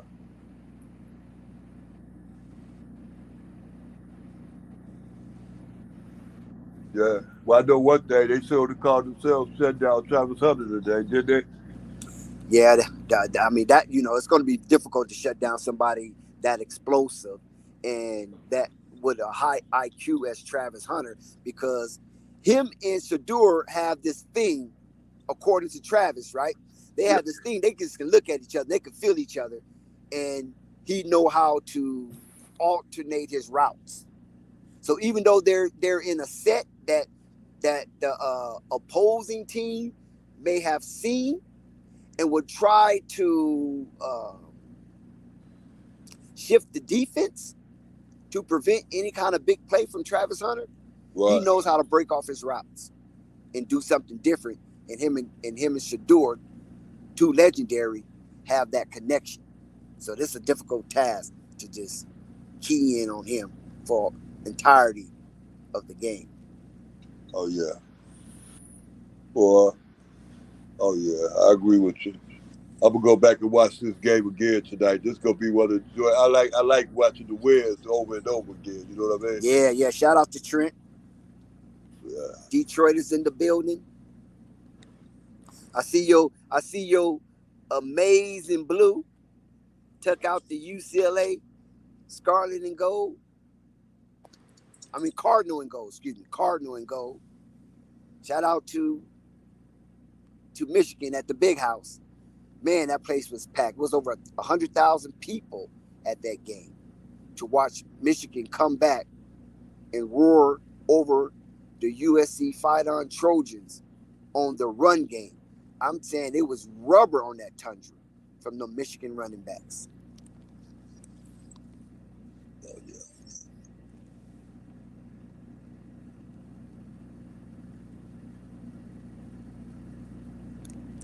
Once again, shout out to Flight Sports TV, the machine, the voice of the voiceless, the people's champ, the hottest in the streets. Please continue the 3-step phases of entrance. Hit the like button, hit the subscribe button, and most definitely hit the notification bell so you won't miss one iota of an exuberant experience. We offer you a front row seat, up close and personal in 3D, to witness this here extravaganza. And big ups to CU Buff Nation for a tremendous win at Folsom Field in Boulder, Colorado, as two legendaries, Shador Sanders, put up a doozy where people had written him off with 2 seconds left. The crowd was in despair and distraught as Baylor Bears scored in the waning portion of the fourth quarter and left minimal time on the clock for Colorado Buffaloes to do something. But I'm telling you, they left 2 seconds more than they should have. And in those 2 seconds they gave Colorado, it came back to haunt them like Freddy Krueger on A Nightmare on Elm Street. Oh my God, did Shador Sanders rip them apart in them final 2 seconds. And then, going to overtime, the Baylor Bears had the audacity to turn over the football to Shador Sanders after being hyped, witnessing that miracle at Folsom Field. How dare the Baylor Bears turn the ball over to Shador Sanders and company to have the first opportunity in overtime. And they just marched it right down the Baylor Bears' throat, scored, and then Baylor took over. And Baylor was on his way into the end zone. And all of a sudden, hold up, wait, there's more. Travis Hunter, that's the more. Travis Hunter met the unsuing running back for the Baylor Bears as he attempted to cross the goal line in midair at a crescendo. And pop goes the weasel. The ball flies out like fuselage and rolls right out of the end zone for a touchback. Game over, change of possession. Travis Hunter once again affected the field on both sides of the ball, making a game-saving, winning play as if he was the relief pitcher for the World Series champs. My God, did he close the door on him. Strike one, strike two, strike three, pop! And the ball go fuselaging out of the arms of the ensuing running back who thought he had a touchdown. And he made the decision, a business decision, to leap, take flight, to get into the end zone, airborne. And Travis Hunter said, wait, not on my watch. And he smacked him and dislodged the ball as it tumbled through the back of the end zone. Game over. Travis Hunter saves the day like a relief pitcher. Man, oh man. Hey, Dex, did you see when the fans charged the field, right? They had already saw what the replay was. Everybody else didn't get a chance to see the replay yet. They already knew what it was. Yes, and that's what made it so exciting. I mean, normally Colorado, they wouldn't have stormed if it was a Pac-12 game. I don't think they would have stormed the field. But by them switching conference, and a lot of naysayers saying Colorado will have their head whipped in this conference because this is a tougher conference as far as being bullies on the block than the Pac-12 conference that was more finesse and quarterback oriented. Well, they stormed the field last year in Nebraska when we beat Nebraska. Yeah, but that's a rivalry game. Oh, okay. Because, remember Colorado used to be a part of the Big 8 and then became the Big 12. Remember, they was a part of that conference. And right. Nebraska has always been a part of that conference. And Nebraska have always been what you consider the elite of that conference. I agree. Going back to the Tom Osborne era and even before Tom Osborne. Right. You know what I'm saying? A lot of people want to see him be the elite up there again, too. Right. So, and they're doing good. Matt Rule is out there doing good. I mean, listen, Nebraska sold out 400 consecutive times. Not 4, not 40, 400 consecutive sellouts in C-Red Nation. Hey, what did USC do today? USC got their head peeled. They had the they? game won, and at the last end of the fourth quarter, they let the running back escape, and he put it in the end zone, and it wasn't enough time for USC to try to come back. So they end up losing 31-24. Hey, what do you think the chances is greater now of Juju going to CU or going out there to Southern California? You said Juju? Yeah, Juju, the quarterback, Southern California, USC want him real bad. Real bad. I don't know, because the recruiting wars are crazy now with these NIL deals. Yeah. So it ain't about location anymore. It's about who can pay me the most. I agree. Well, USC can pay the bucks and have the location too, though. Yeah, USC can pay. They can pay, but USC is kind of funny because USC is like the Lakers. They got plenty of money because that's a private school. It's not a state school. It's a private school. So they get plenty of money. Hell, Dr. Dre donated $35 million to that school. Right. At one time. So USC try to play on location like the Lakers. You know what I'm saying? We can do this for you. We can get you a commercial. We can get you in Hollywood. Because Hollywood is starting to come back. Remember, Hollywood fell apart during the pandemic. So now Hollywood is starting to come back. It's been 4 years. They're trying to grow, and now they're trying to grow through the youth. They're not using these old actors anymore. Right.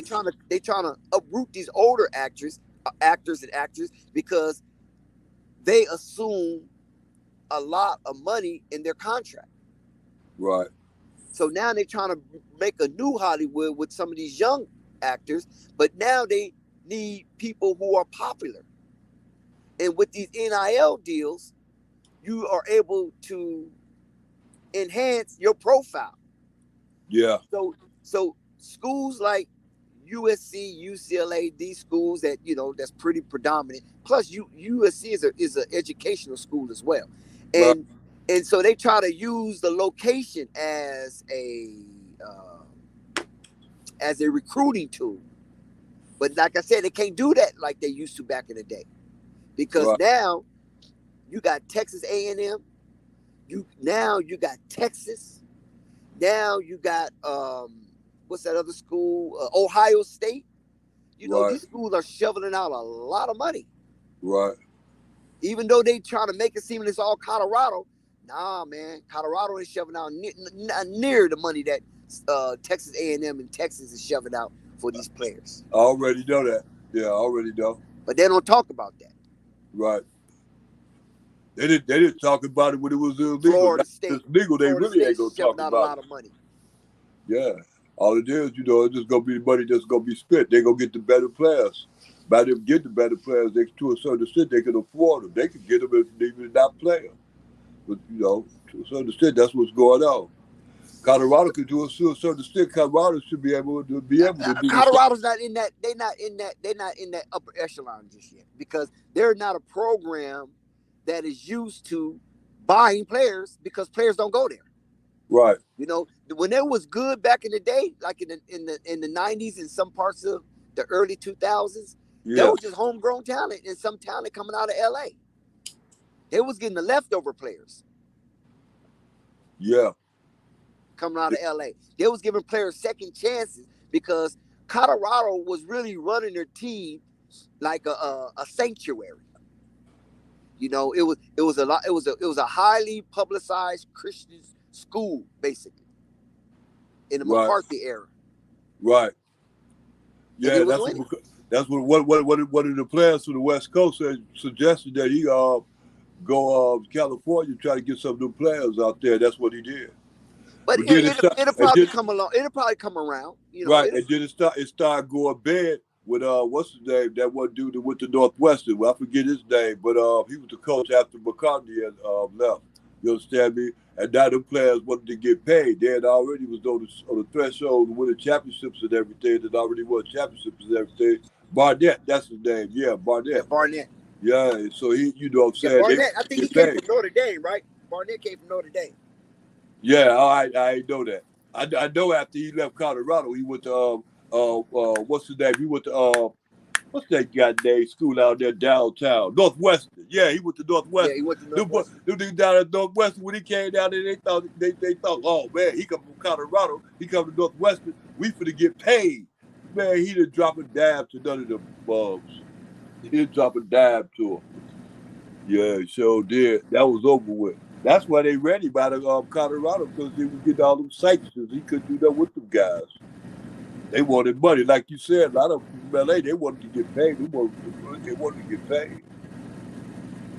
Yeah. And plus, like I said, Colorado kind of represented a second chance school. If USC, UCLA, Michigan, what else do they go to? Oklahoma, Miami, and Nebraska.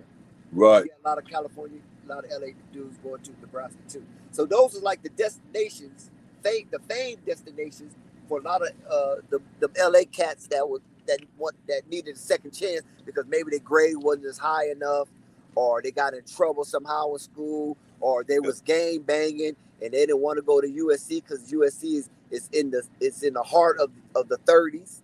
You know what I'm saying? Yeah. And so they want to get away from that era. Yeah. And go over to, because UCLA ain't taking you. You game banging and stuff like that, UCLA ain't taking you. They ain't with that. USC is with the smoke, but not UCLA. So they have to try to get away. You know what I mean? Go somewhere where they won't be extorted and just be comfortable playing sports. Right. And so that's why I named those schools like the Nebraskas, the Colorados, the Michigans, the Miamis, Iowa, and it was another real school that a lot of cats go to. That's out. I just can't think of the name right now, but it'll probably come to me. So that that's what was going on.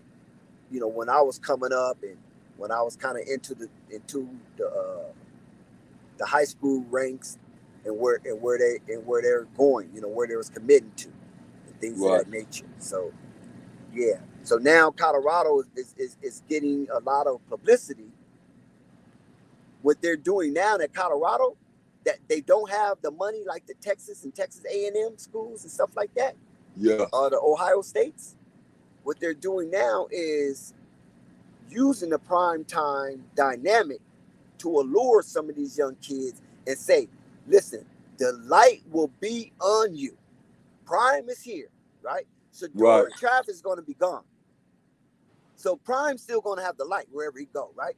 Right, exactly. So now you guys can be the new wave of coming in to the limelight and getting these luxurious NIL deals if you can play ball.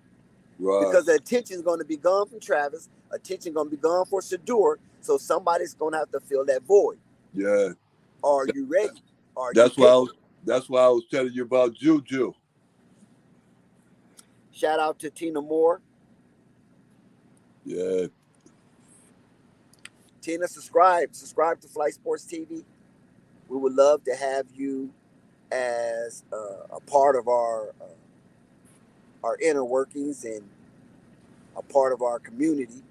It will be a pleasure to even have you on the panel if you are able to elaborate on how you feel and observe and what you have observed from watching Colorado football. So yeah, Uncle Vern. So yeah, the dynamic have changed, and a lot of the old school coaches who was getting the money and the kids wasn't. Now that has flipped. Now the kids getting the money, and a lot of these coaches aren't, unless you a top flight coach. Right. You have to be a real top flight coach, like the Urban Meyers of the world. If he was to come back, of course Nick Saban, Dabo Swinney. What's another coach that's good gracious, Ryan Day. These type of coaches like that. When you these type of coaches, then you still gonna get your bread as well as the kids gonna get their bread. But if you're one of these coaches that your team is they're good, but they're not gonna, like the Penn States of the world. Penn State is good, Wisconsin is good, but they ain't finna win no championship. So they're gonna have to pay the kids, and the coaches ain't gonna get that much. They might get about 1.5 million, 2-3 million a year. You know what I'm saying? And then the rest of that money that has been allocated to that athletic program gonna have to go to the kids. Coaches ain't gonna be getting no 6 million. The kids not getting nothing. Nah, you might get 3 million, and then the other 3 million gonna have to go to the kids somehow, some way. Okay. And this is why a lot of coaches were against the NIL deals and things of that nature, paying the kids, because that's taking money out of their purse strings. Because they're not the hell of a coach. They a coach, and they're leaders of men, and they have a lot of responsibility, but the team is not generating the kind of interest that will allow you to continue to get the largest purse strings. We're gonna have to start giving money to the talent. Yep, sure did. And so these coaches gonna have to deal with that, and that's why a lot of coaches leave. They leave, go to the pros, be assistants, go to the pros, be a head coach, because Because when you go to the pros, be a head coach, there's not too much of a division when it comes to the financial breakdown, right? Because you just got to basically pay your staff, and that's about it. You ain't got to worry about the talent pay. That's a whole separate thing. The organization got to worry about the talent pay. But when you're in college, the university have to worry about the talent pay. And so if it comes to cutting your pay just to get a mediocre coach, fire you and get a mediocre coach, and have a surplus to give to the talent, then that's what's going to happen. And that's why a lot of these coaches get fired, but they don't talk about it like that. They just try to make it seem like they just couldn't get the program to where it needs to be. Yeah, because you ain't willing to take a pay cut so the talent can get paid. You stubborn in your contract. Okay. Yeah, I never looked at it like that. I thought maybe the coaches just got paid naturally because they got through to their contract. Yeah, but then when it comes to the NIL deal, there's a lot of restructuring going on. Right. Because you got to remember, it was a plantation. College football was a plantation, or college sports was a plantation. Well, not all college sports, but majority of the sport that Black Americans play in, and poor white kids play in. Yeah. It was a plantation. Yeah. Baseball and tennis, golf, polo, all that kind of stuff. A lot of those were fundraising sports. And football had to match their fundraising and things of that nature. Gymnastics, those are a little more expensive sports. But basketball and football, them are Negro sports. And they ain't paying. Yeah. Yeah. And they want you to stay in school for 3 years. Right. At least 3 years. Well, basketball, you ain't, the only pros could, you understand what year did you open? Well, I mean, that's just recently, though. I'm talking about, the foundation of it.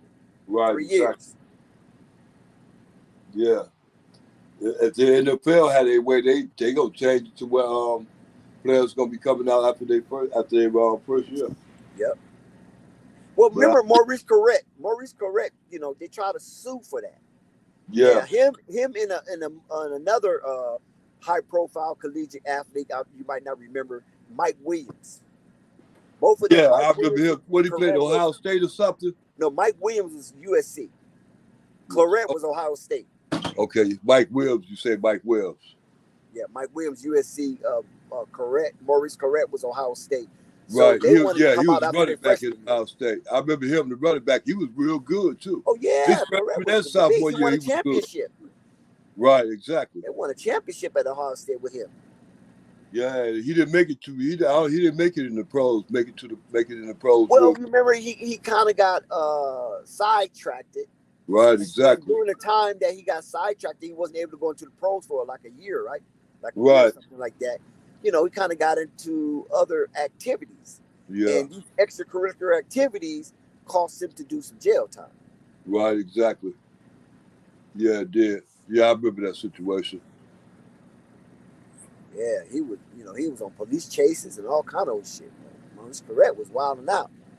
Yeah. Well, and I don't know what happened to Mike Williams. Mike Williams, he just fell off the cliff.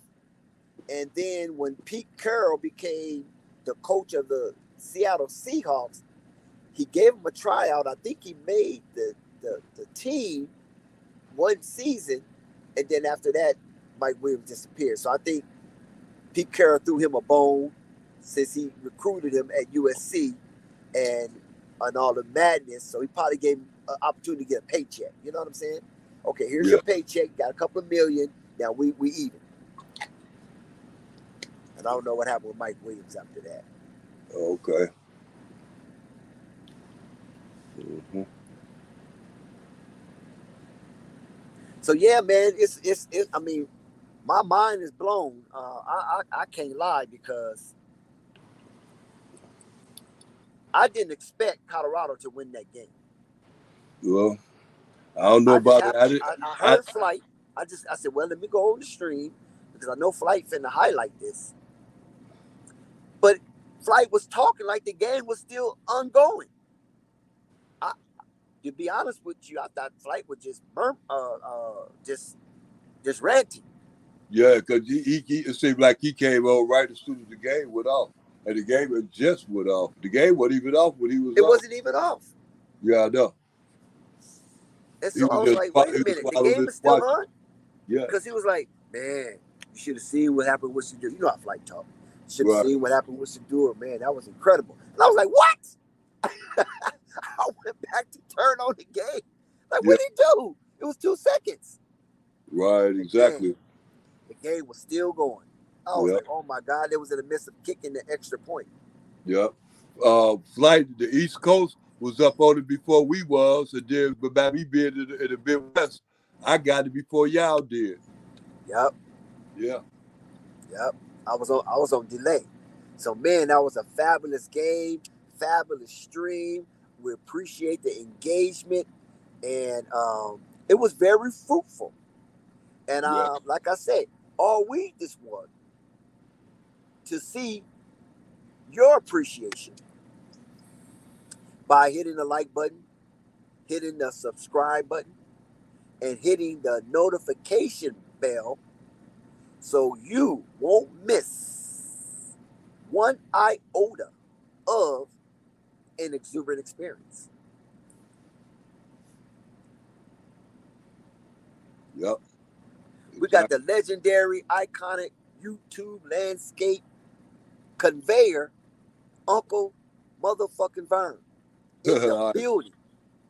And we was able to rebel rouse Uncle Vern to the point where he said, F the haters, because Colorado is going to continue to be on the winning side of this narrative. Right. I agree. And then we'll continue to not see our favorite friends. We what is his name? Phonics. Yeah, Phonics. And then what's the other silly one? Yeah, Sky. Boy, I'm telling you, Dex. It's good down here. I'm telling you, boy, there's a lot of crickets going on, and I like crickets. I know if anything start whirling around in the yard, I know when the crickets stop, I know something going on. Yeah, that's all right. Skyler and Phonics, their head is hurting right now. Yeah, they would show up. Matter of fact, I think they went to sleep on the game. What you think? Well, no, they didn't went to sleep on that game. When Colorado was down with 2 seconds, they was ready. Yeah, they was ready. They was ready with their studio equipment to chime in. Yeah. But all of a sudden, it was America at Folsom Field. Oh my God! Did Shedeur Sanders give birth to 2 legendary? It's official. 2 legendary. He gave birth with that play. Because it was only the likes of Staubach, Roger Staubach, Montana, Joe Montana, Stewart, Cordell Stewart, that put up a feat such as this that can match what Shedeur Sanders did in 2 seconds. Only a few in the history of collegiate and NFL sport that have brought this out of their bag, and I named them. There might be a couple of more, but those are the ones we know for sure that put it down like that. I don't know if you know this, but I don't know, but maybe you do. But usually, he like Tom Brady. So usually when he goes Brady mode like that, that's what he called it. He called it Brady mode. So I'm thinking. I don't even think Brady have done anything of that nature. Now we know Brady is the GOAT, right? No, man. But I don't know if Brady did anything like that. Brady do it in the pros. In the pros, I wouldn't know about college. You understand me? No, I'm not talking about winning, Uncle Vern. See, let's get it straight now. I'm not talking about winning games and winning Super Bowls. We're not talking about that or coming back with a long drive. I'm talking about 2 seconds, do or die, and you do, and don't die. That's Tom Brady, B. Now Eli Manning came close with Jonathan Tyree with the catch on the helmet, but that wasn't a touchdown. Well, see, wait. See, this is where you get the twisted the way you don't get it. We talk about players that consistently do it. We ain't talking about no Eli Manning that did it for 1 year or 2 years and then it was all over with. You talk about players that consistently go to that kind of mode. And Shedeur Sanders is that kind of player. And like I said before, the only way I can think of really to be successful like that, especially into the NFL, is Tom Brady. I don't get what you're saying. Oh that no, man, I'm not talking that man right there, Tom Brady, turns on in the fourth quarter. Actually, the fourth quarter is his. No, we're not talking about that. We're not talking about consistently. We talking about in a moment. In a moment. You understand what I'm saying? A moment, 2 seconds. Right. Roger Staubach, Joe Montana, Cordell Stewart, Shedeur Sanders. It's only a few that we can say that have done that with the minimal amount of time. And score a winning touchdown or a touchdown to tie a game to go forward. So okay. we you know what I'm saying? Like Joe Montana actually did it twice. He did it in the Super Bowl and he did it in the NFC Championship game. Okay. You know what I'm saying? A lot of quarterbacks can drive down the field and score.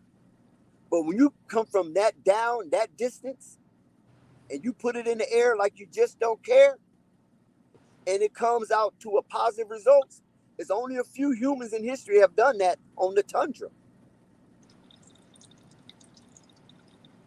Yeah, we know that Tom Brady can bring you back from being down. We done seen it. We done seen Patrick Mahomes do it. But we talking about throwing it like, where it's do or die. Either if you catch it, you good. If you don't, it's all bad. You know what I'm saying? All right. Yeah, I hear you. I understand what you're saying. Yeah, I understand.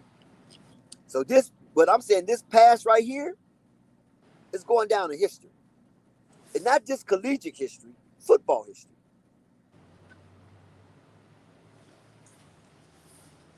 Mm-hmm. 2 seconds down in distance. One throw. Think about that, Uncle Vern. One throw to win or lose a game. Right. And you make that throw, you win the game. Right. That is crazy. Right. I forgot Terry Bradshaw. Man, how did I miss Terry Bradshaw? The immaculate reception. How did I miss Terry Bradshaw? Terry Bradshaw got one under his belt as well. Even though I hate the steel curtain. The steel curtain. But Terry Bradshaw got one as well. It was the immaculate reception. But the thing about it was more Franco Harris than Terry Bradshaw, because Terry Bradshaw threw the ball and it was a collision. I think Jack Tatum. It was a collision with Jack Tatum. I can't remember the Steelers receiver. And the ball popped up in the air. And before it hit the ground, Franco Harris, the running back, scooped it up and ran in for the winning touchdown with no time on the clock. I remember saying that.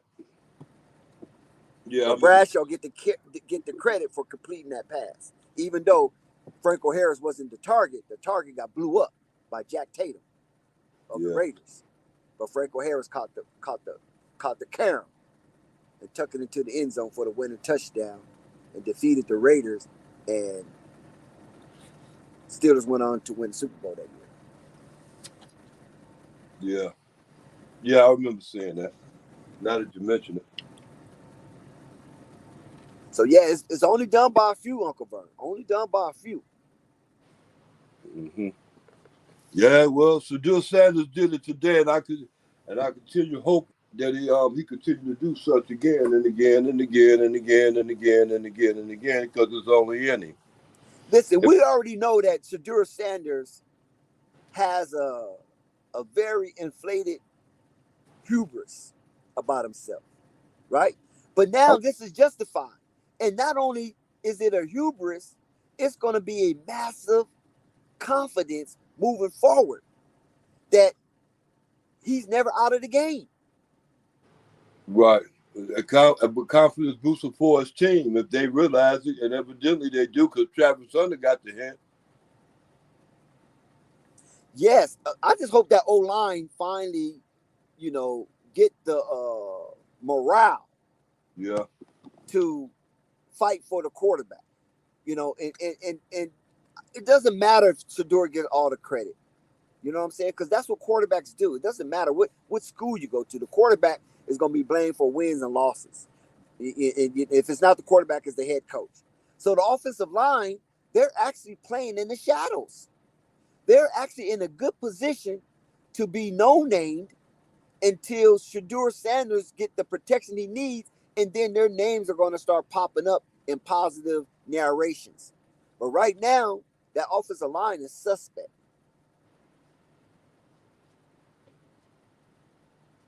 Yep, I agree with that. Very suspect. If it wasn't before, it is now for sure. It always been suspect. They up and down like a yo-yo. A Yeah. couple of games, they play good and protect the quarterback, and then they come out and just be so aloof that you be like, what's wrong with these goofballs? Right. Don't they know how to block? And then when they get a good play, they get called for holding. And the only reason why you get called for holding because somebody is kicking your ass on the other side of the ball. Right. See, the other teams already know, especially they defense scheme is to put pressure on that quarterback. That's what they're gonna do. They're not stupid. They're not gonna get Shador all the chances and all the time in the world to sit back there and eat him apart. They respect him that much, but they don't respect that offensive line. Exactly. Because when you get Shador moving, that's what you want. Because Shador is not set up to be a mobile quarterback. That's not his thing. He was groomed, raised, and nourished to be a pocket passer. Now he can run because he's black. I mean, he's a nigga. He can run, but that's not what his mechanics is all about. His mechanics is to be so precise and meticulous with his timing, but you can't do that if you don't have time to. And he will pick you apart, Uncle Vern. If you give Shador the timing that he needs, right? 5, 6 seconds, he'll pick you apart. 3 seconds, he'll pick you apart. That's what his mechanism is based off of. 3 to 5 seconds to check down his reads or whatever it may be. All he needs is a maximum 5 seconds.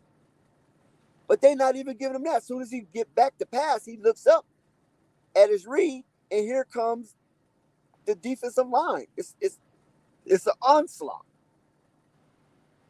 Yep. And they breaking the dam every time. They breaking the dam. Yeah. Yeah, they rush 4 players and to be successful. They ain't rushing 5, they rushing 4, 3 right. Very rare they might blitz him, right? They might blitz him from the side or something.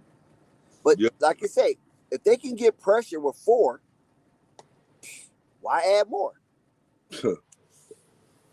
Yeah. But yeah, Dex, that's another question for another time. Yeah, right now we got past that storm. We made it past this storm, and I like I said, I appreciate it. And I appreciate, like I said, I appreciate the players, man. They played a good game. I got to get a whole team. got to get a whole team a C, if anything, because they were successful. They came through with it. Whatever their plan was, they came through with it. You have to get it to them. Well, get it. The offensive line, you got to give them a C. They didn't break down. They broke, but they didn't break down. Yeah, because they stayed fast when they needed.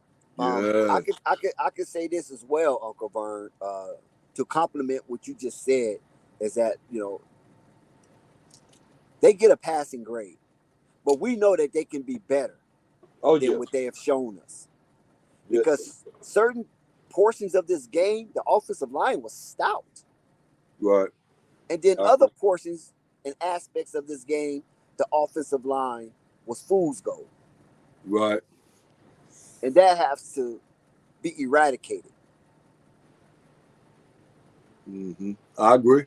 Yeah, definitely do it. We eradicate mean get rid of. Yeah, you got to get rid of that playbook and come in with another one because that ship ain't gonna sell. Not the Big 12 playing against these people. You know. Oh man, the running game. What would you get in running game? I'll give the running game about a C, even though they was more committed.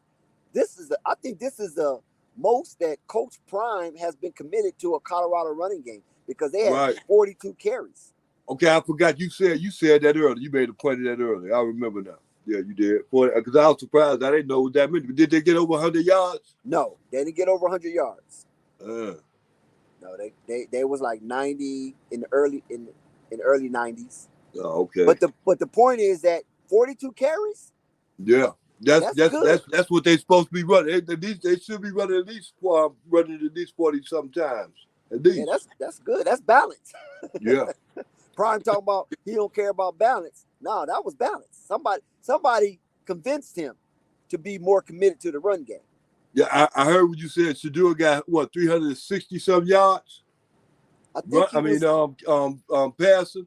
Yeah, something to that nature. I know he was in the upper threes. I can't remember exactly. I think Flight read off his statistics. Okay.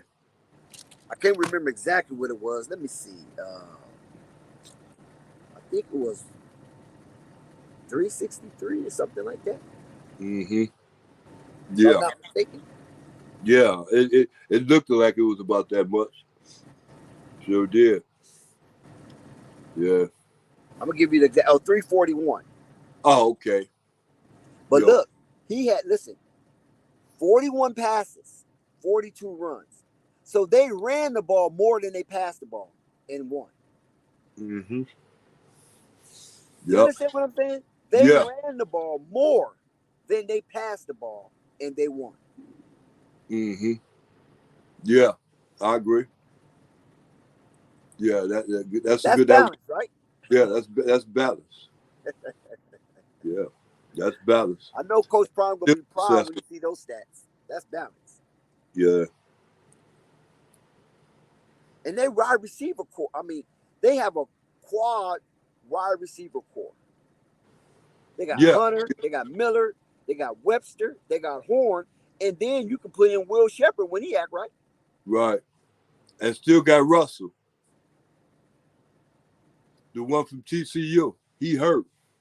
Oh, he hurt. Okay, well, he's not. Yeah, he hurt. Yeah, the one that looked like Terrell Lawrence. So, if you put all that together, right?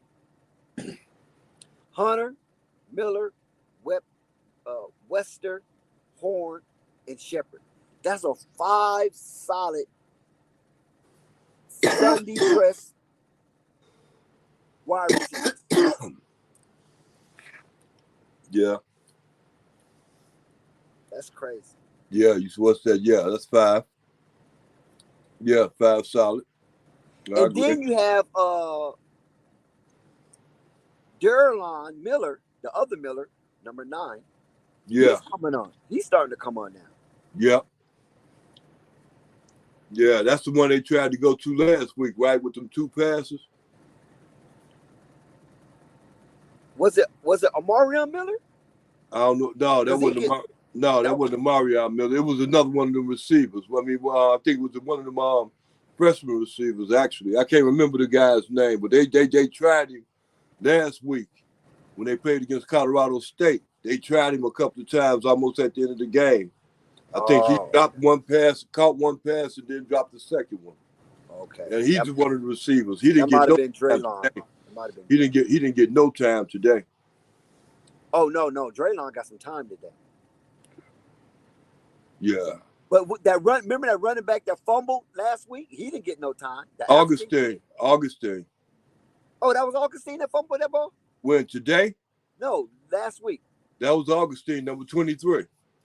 He played today. He played good today. No, that was another number. He was like number 4. I don't know who that is. Yeah, okay, last week he had a nice run and he fumbled the ball at the end of the run. Yeah, I know. That wasn't Augusta. Yeah, that's because he had fumbled. Yeah, well, he fumbled against Colorado State. That was him that fumbled against Colorado State, Dex. He was the one that fumbled against Colorado State. And Coach Prime took him out. Oh, that was him? I thought it was number 4. No, that was him. You talk about Hood? No, he had a. Was it Hood? No, he had an Yeah. African name. It might have been. It might have been. It him. was. It was Augustine. Okay. It was because Coach Prime took him out. Right, took him out. But he gave Welch that chance, and then Welch came through. So then Welch, produced after that. Because Augustine was what it had to be Augustine because the other guy was hurt. The starting running back was hurt. He'd been hurt for the last 2 games. Then we only got 4 running backs with the white guy, Augustine, and the one that played at Ohio State, and who else? Hood. Okay. Well, I think it's Hood to be playing running back sometimes. I know he played lineman, D lineman, but D back. Played D back with so remember the one that they had running during the spring game that ran all the time. Not Colton Hood. Okay, that's who it was. Okay, you right. Okay, I got you.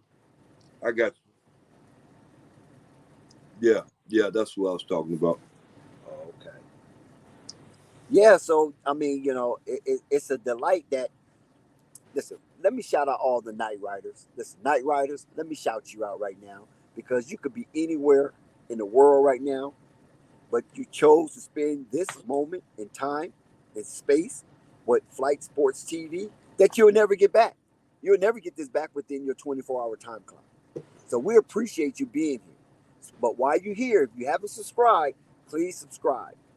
And if you haven't hit the like button because you've been so mesmerized with the awesome elaboration from the iconic YouTube landscape legendary himself, Uncle Vern, then this is your time to hit the like button. And then once you finish hitting that like button and subscribe button, to continue on your journey as we traverse, hit the notification bell so you won't miss one iota of an exuberant experience here at Flight Sports TV. All you Night Riders and all y'all playing in the shadows, man. This is a salute to you. Carry on, Uncle Vern. Well, no, Dex. I was through with saying what I was saying and through with my thoughts. I couldn't have said it no better than what you had just said. You know what I'm saying? Just tell everybody keep coming back. You understand? We're gonna get greater later. So you're gonna be winning a lot of games this year, Dex. That's what I'm looking forward to. Yeah. And like I said, I enjoyed the resiliency, but Colorado seems to always start out kind of sluggish. I don't know what's going on. Is it the night games? Because they get all these primetime games, right? They are the height of attention when it comes to Colorado, when it comes to football, television-wise. Now, we know these stadiums are rocking all over America. But when it comes to television, because everybody don't want to see Michigan. Everybody don't want to see Ohio State. Everybody don't want to see Oklahoma. Everybody don't want to see Georgia, Alabama, Texas. But a lot of people want to see Colorado. They gravitate towards these games, and this is why they're trying to get the most out of it, squeezing every ounce of juice out of the pulp by giving them the main time game, the prime time game, no pun intended, every game. And they haven't even clinched a playoff slot, or they haven't even shown that they can beat Alabama, Texas, or Georgia. But they get all these prime time games. Yeah. So I don't know if it's that, if they starstruck, I don't know, Uncle Vern. But they seem to start out sluggish for some reason. And then they have to battle back. And this is one of the games they battle back and won. Yeah. Oh, yeah, boy, another weakness they got. Boy, I'm telling you, Dex, I almost forgot until you just remind me. Boy, I'm telling you, that non-existent, what is it they call it? The kickoff return, not the kickoff return, but when they supposed to stop them from when they kick the ball off to them and they supposed to come back, the special team. Special teams. Boy, that special team ain't special, Dex. Yeah, it's kind of raggedy, man. Because Man, it's raggedy, man. They tackling this. they was gashing that special team, and then he finally hit one. Yeah. He finally hit pay dirt. Hmm. So that's something that has to be corrected immediately, because the way that special team run downfield, they lose their gap integrity. Okay. They just be all over the place. If you Right. like that, then you can easily get walled in, which they did, and somebody can take it to the house. Right. Take it to the house. Take it to the house. Well, I'm telling you. Yeah. No, I could live with the sacks, you know what I'm saying? Because the sacks ain't necessarily no turnover. You know what I'm saying? But Right. with that, you know, the special teams, man. And I'm telling you. Yeah, the special team is weak. They're weak, man. Yeah, and it's gonna be hard for them to get unweak real fast. So they're gonna take more than a week to get them unweak. And see, one thing about the special teams, right? These are supposed to be some of your grittiest players. These players supposed to have the mindset of kill, right? They only got one switch, and that's kill switch. Right. But the Colorado special team, I don't see it. I don't see nobody getting knocked to the ground. I don't see no helmets getting knocked out. You know what I'm saying? It just seems like they go down there and they tackle, and that's it. If they tackle. You know what it is? You know what it is? Yes.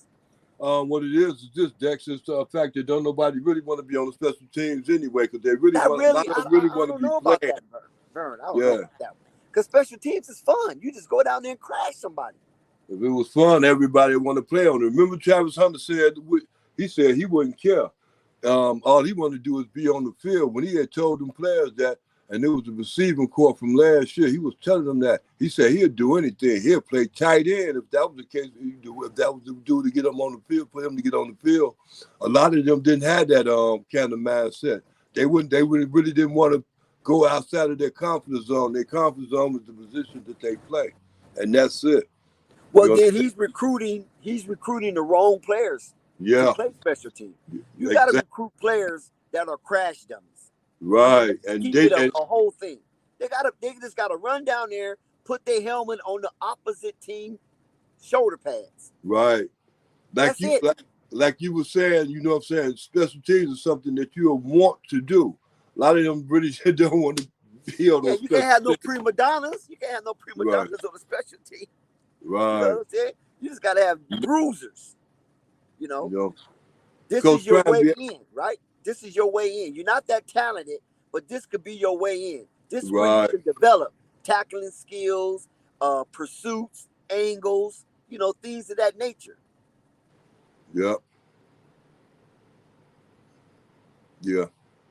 Well, some things happening out there. I'm sure they're gonna get them together. The weaknesses, some holes in their. Yeah, they're not perfect. We understand they're not perfect. There's always room to grow, right? Right. Always room for improvement. But what you want to do, you want to grow real fast. You don't want to be all year trying to grow. Exactly. You want to grow as the moment expands, your growth should expand.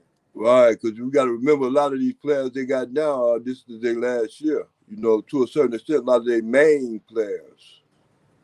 Those the ones, like you say, that they ain't really did much for Colorado or any other school. So you come there, you're a senior, get on the special teams, and just learn how to hit. And you can develop to the point where you could be a free agent walk-on if you don't get drafted. You still have the skill. You might not be known, but you have the skill. And your agent is going to get you some invites to some camps. And that's where you show your ass. Yeah, I agree. Dex. Hopefully it turns everything work out, but you know what I'm saying with that. But I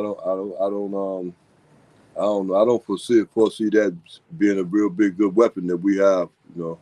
Our special team. I don't see that being a real good weapon. And we just lost a kicker. Yeah. Yeah. So. But we'll see what happens next week. They got a whole week to prepare for this Orlando upcoming. Trip. Yeah. Oh yeah. And I see a victory with that one. UCF, yeah. I see a University of Central Florida, yeah. I see. Well, they undefeated though, Uncle Bird, and they're a they lot are like the overwhelming favorite. they're a lot like us too, Dex, and hopefully we'll come out and hopefully we'll come out and be very successful playing our game and we can stop them from playing their games. Hopefully we can come out and play the same kind of game, hopefully against Florida as we played against this Texas team, this Baylor team, And we did that. We took it all the way down to the last second. If we got to take it all the way down to the last second, the last minute to the next game, then so be it. Hey, they got to be like Al Davis of the Raiders, right? The former owner of the Raiders, Al Davis.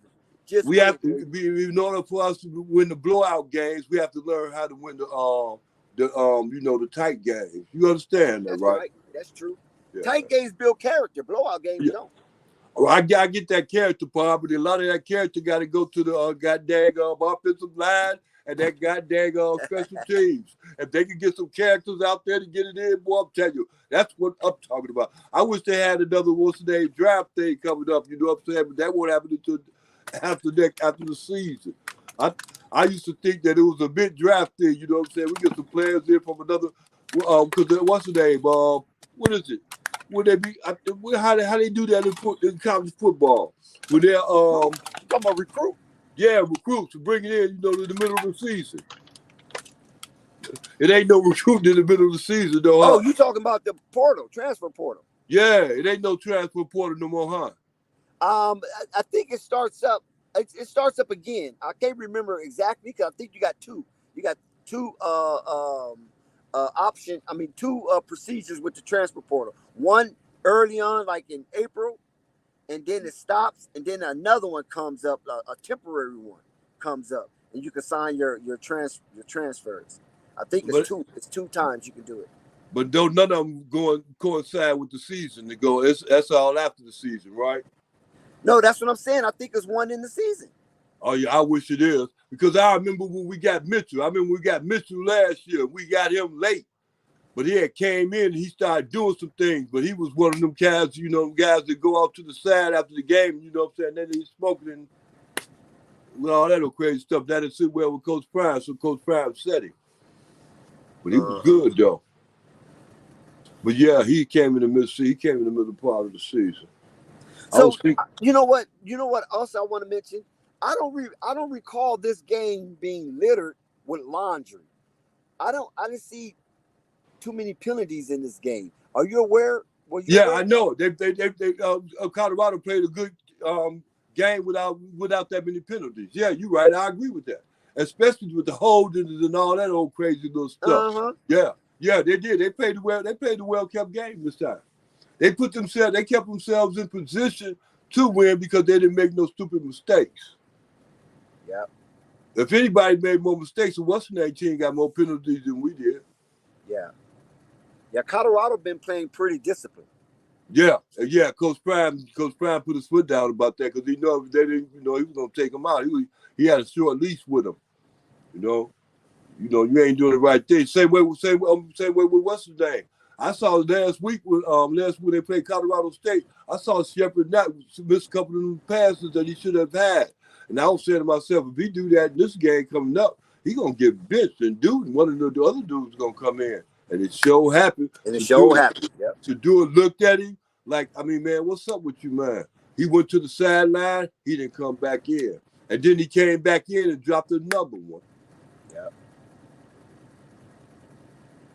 Yeah, see, listen, we already know a lot of that is I'm not saying this is him, but a lot of these young players, they be on that weed, Yeah.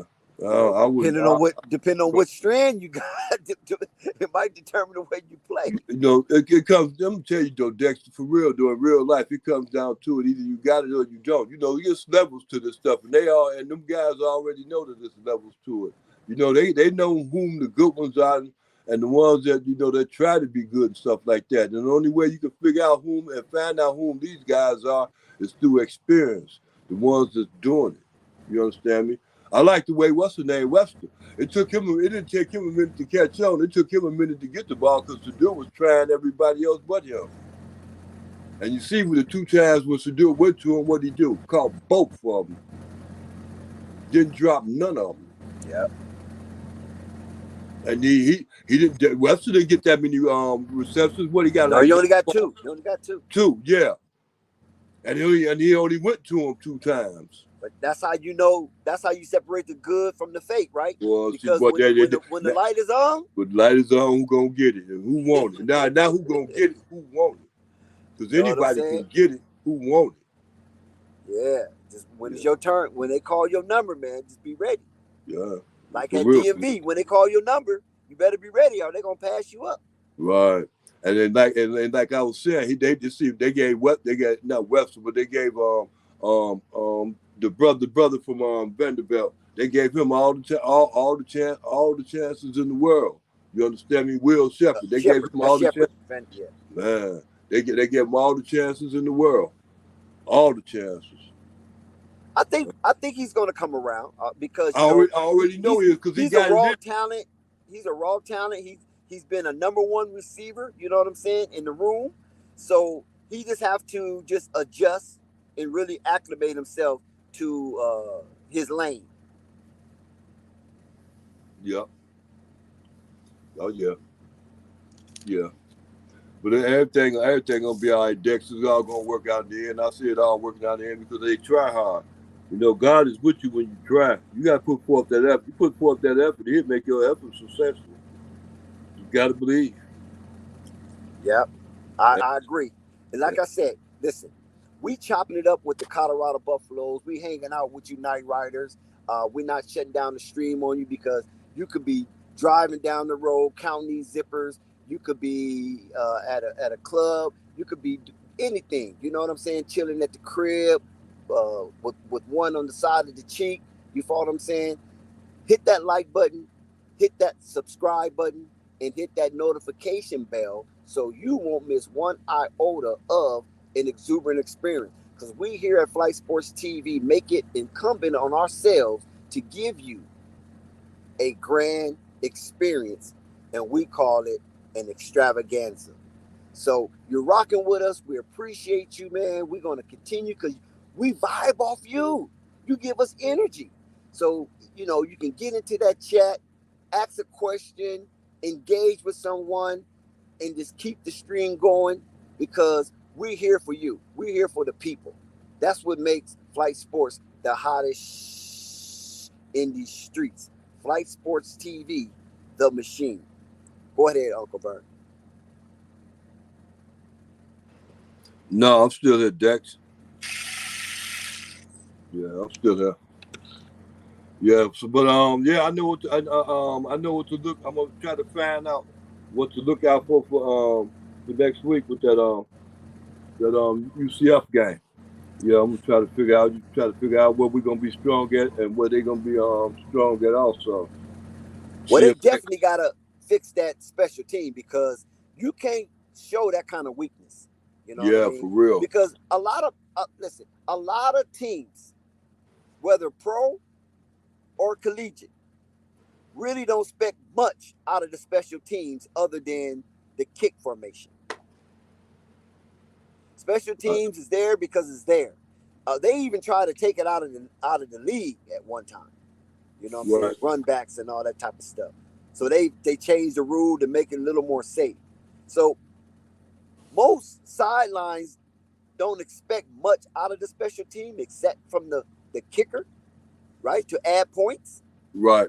And so you cannot lose your space in your place in special teams because it goes underrated.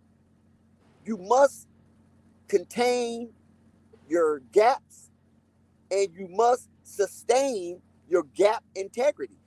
You cannot just be running wild and running loose and running figure eights down to pursue the kick returners. Right. Because they will eat you alive every time. They will eat you alive because these guys are moving so fast. You don't have much time to recover. Right. If you make a bad angled pursuit at these fast runners. Right, they run it right past you. They run right past you, man. And these guys, most of the returners are the fastest guys on the team. They might can't catch well, they might can't defend well, but they'll run your ass right off that field. Yeah. And so they put sometimes the fastest runner back there that can catch a ball out of the air and just let them go. Right. Yeah. Yep. I agree. And then when we get to no, go ahead. I was saying that for next week.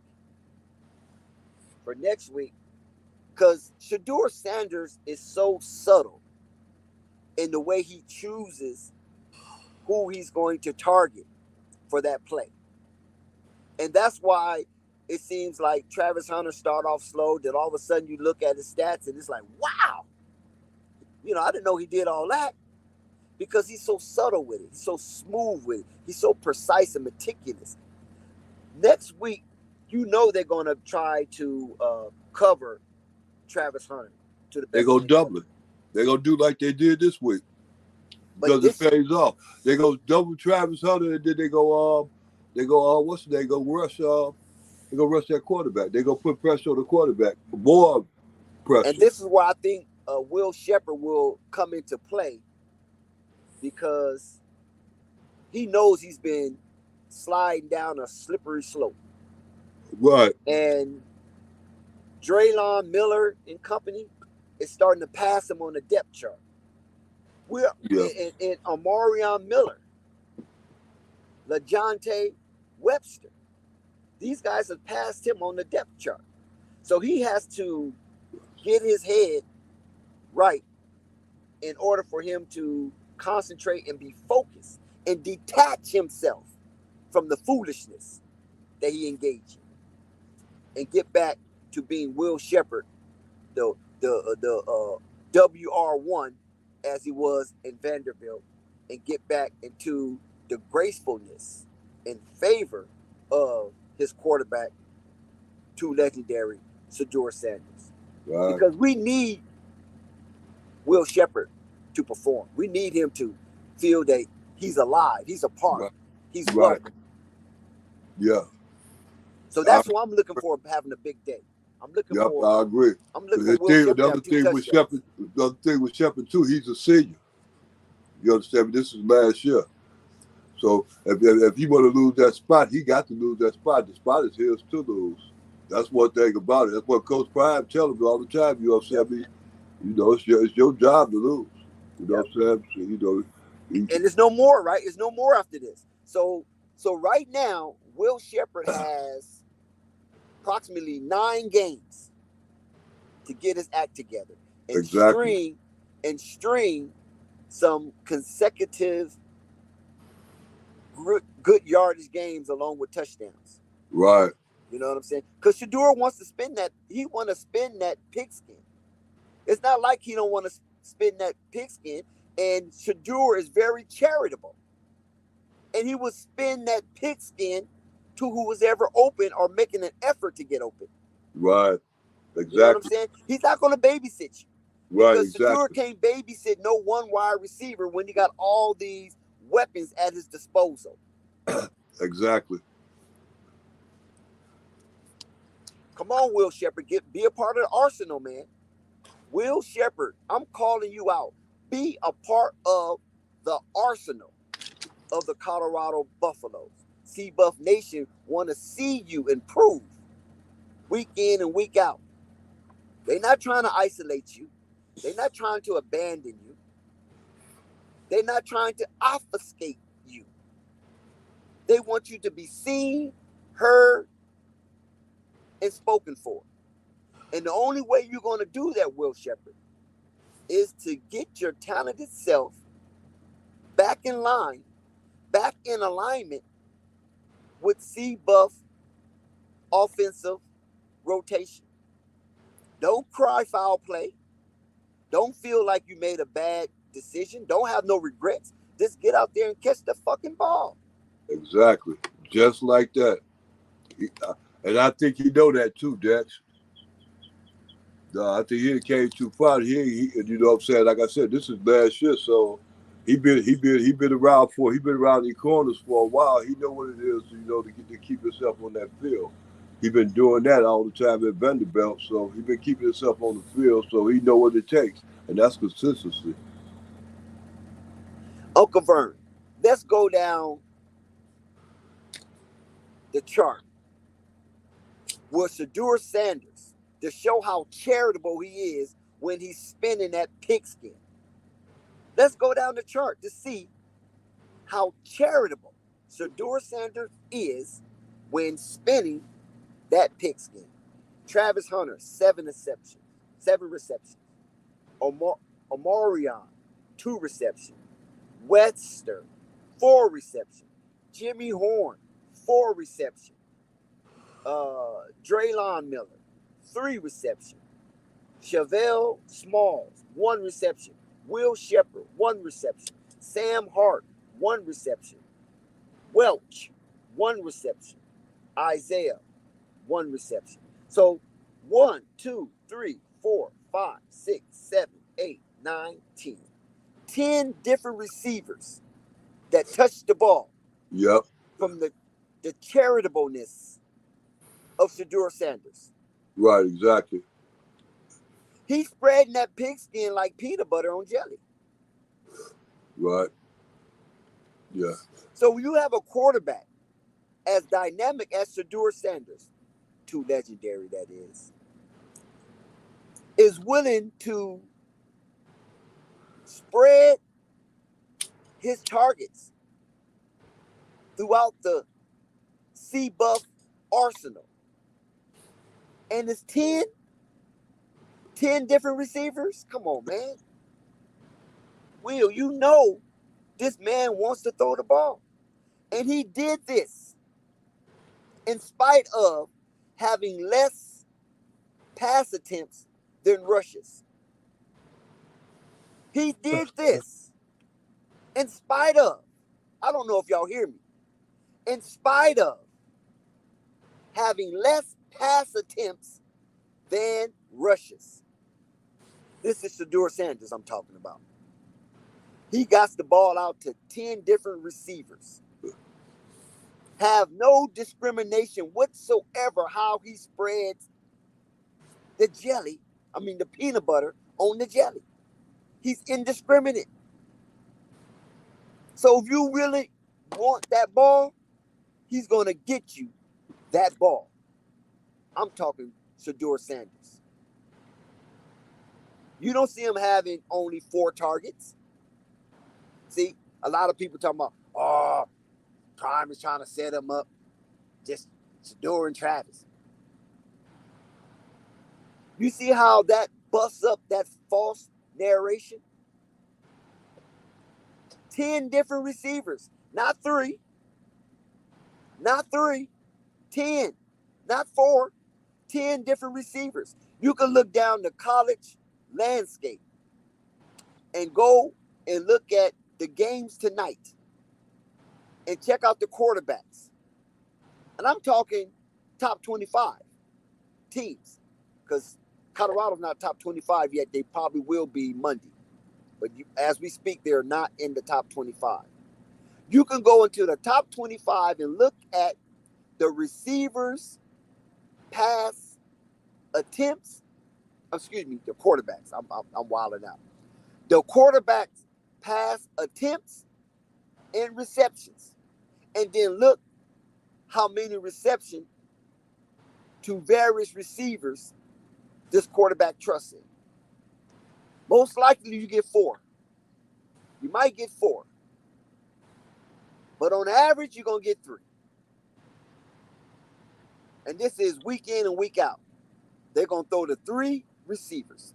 Maybe the 2 outs, and maybe a tight end from time to time. And that's about it. Because most of these teams are structured like that to highlight their stars. But when Prime highlight his stars, it's in homogeny. They accuse Coach Prime of being selective.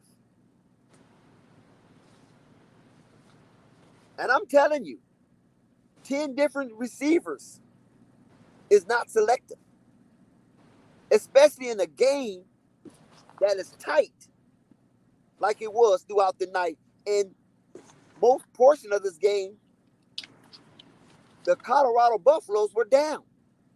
And when you are down, you sports fans out there, you know this. When you are down, you look for who? Your best playmakers, right? Yep. And you start being selfish and directional on who you want to target because that's who you trust. I'm telling you, this man went to 10 different receivers. And he had less pass attempts than rushes. Big 12 football conference. Colorado win their first game. What you got to say about that, Uncle Vern?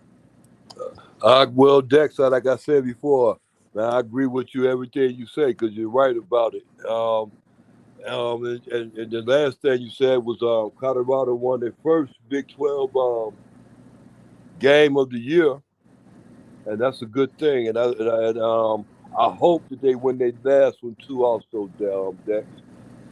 Yeah, I hope they win their last one also, and everyone in between. We That's know what I'm looking last season. forward to.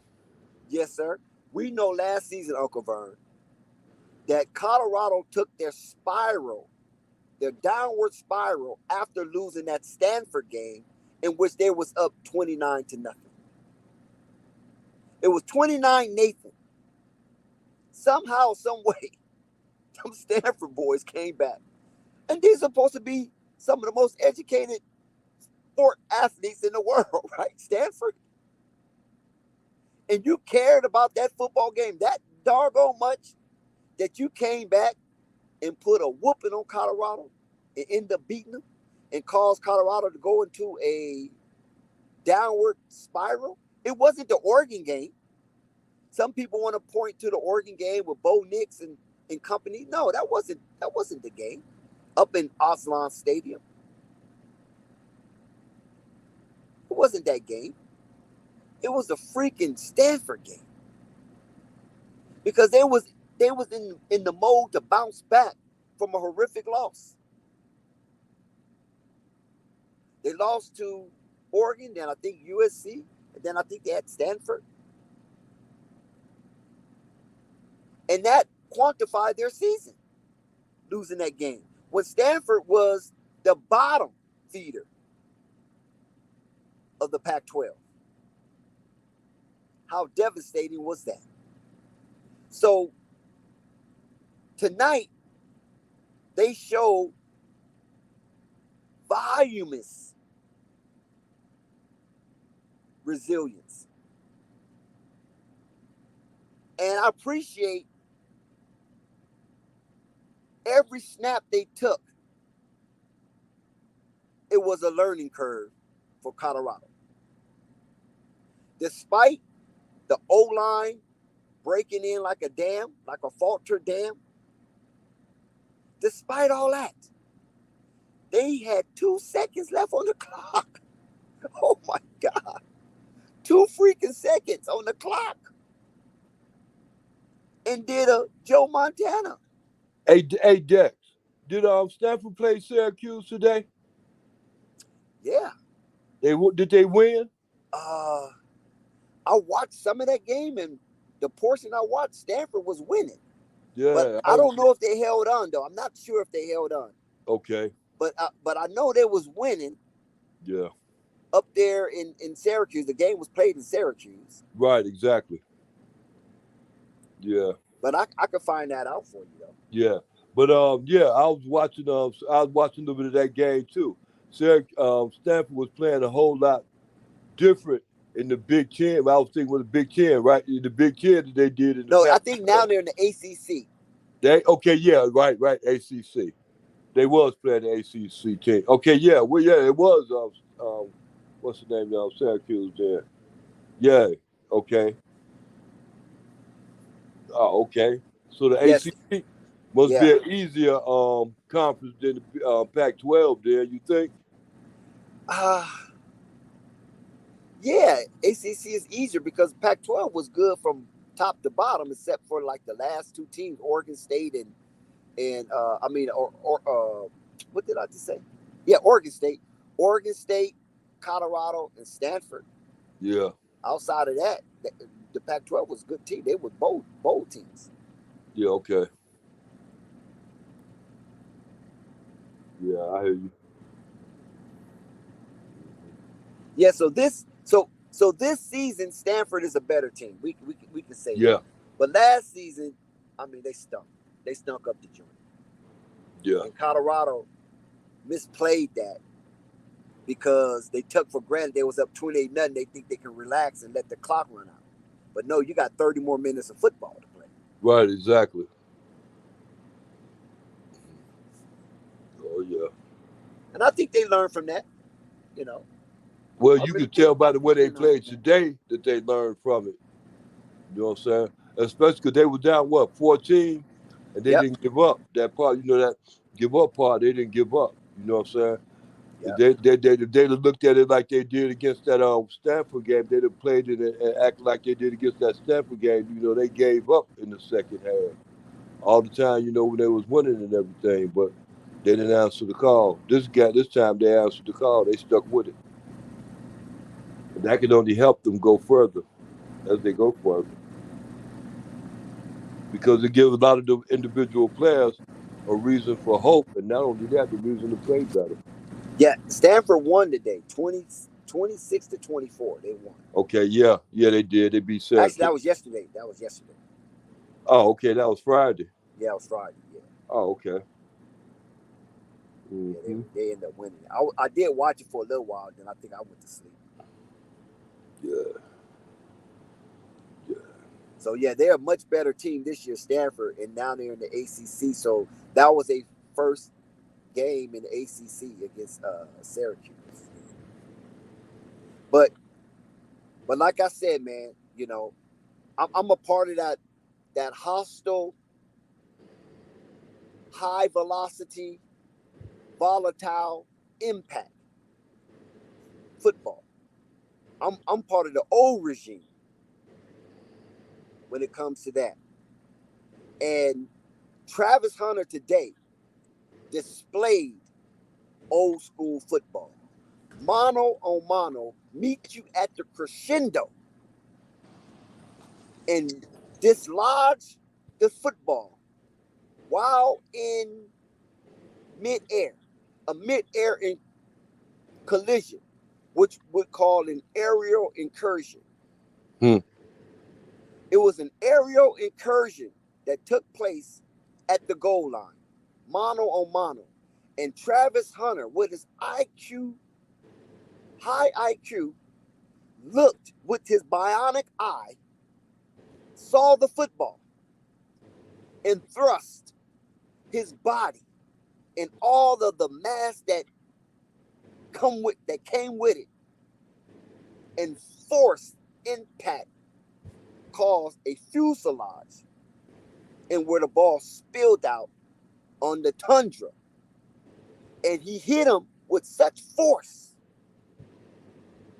that the ball shot out and went 30 feet. It went 30 feet before someone can touch it. It went the length of the end zone, which is 10 yards, and that's 30 feet. 10 yards equate to 30 feet. And it went out the back of the end zone. Game over. Change of possession. Just like that. Colorado covers the spread. The game goes over. And it was a improbable pass and awesome catch to get it to that stage, in which Travis Hunter brought home the goods. As we used to say, bring home the bacon. Mm-hmm. Yep, I agree. The hit was sweeter than bear meat.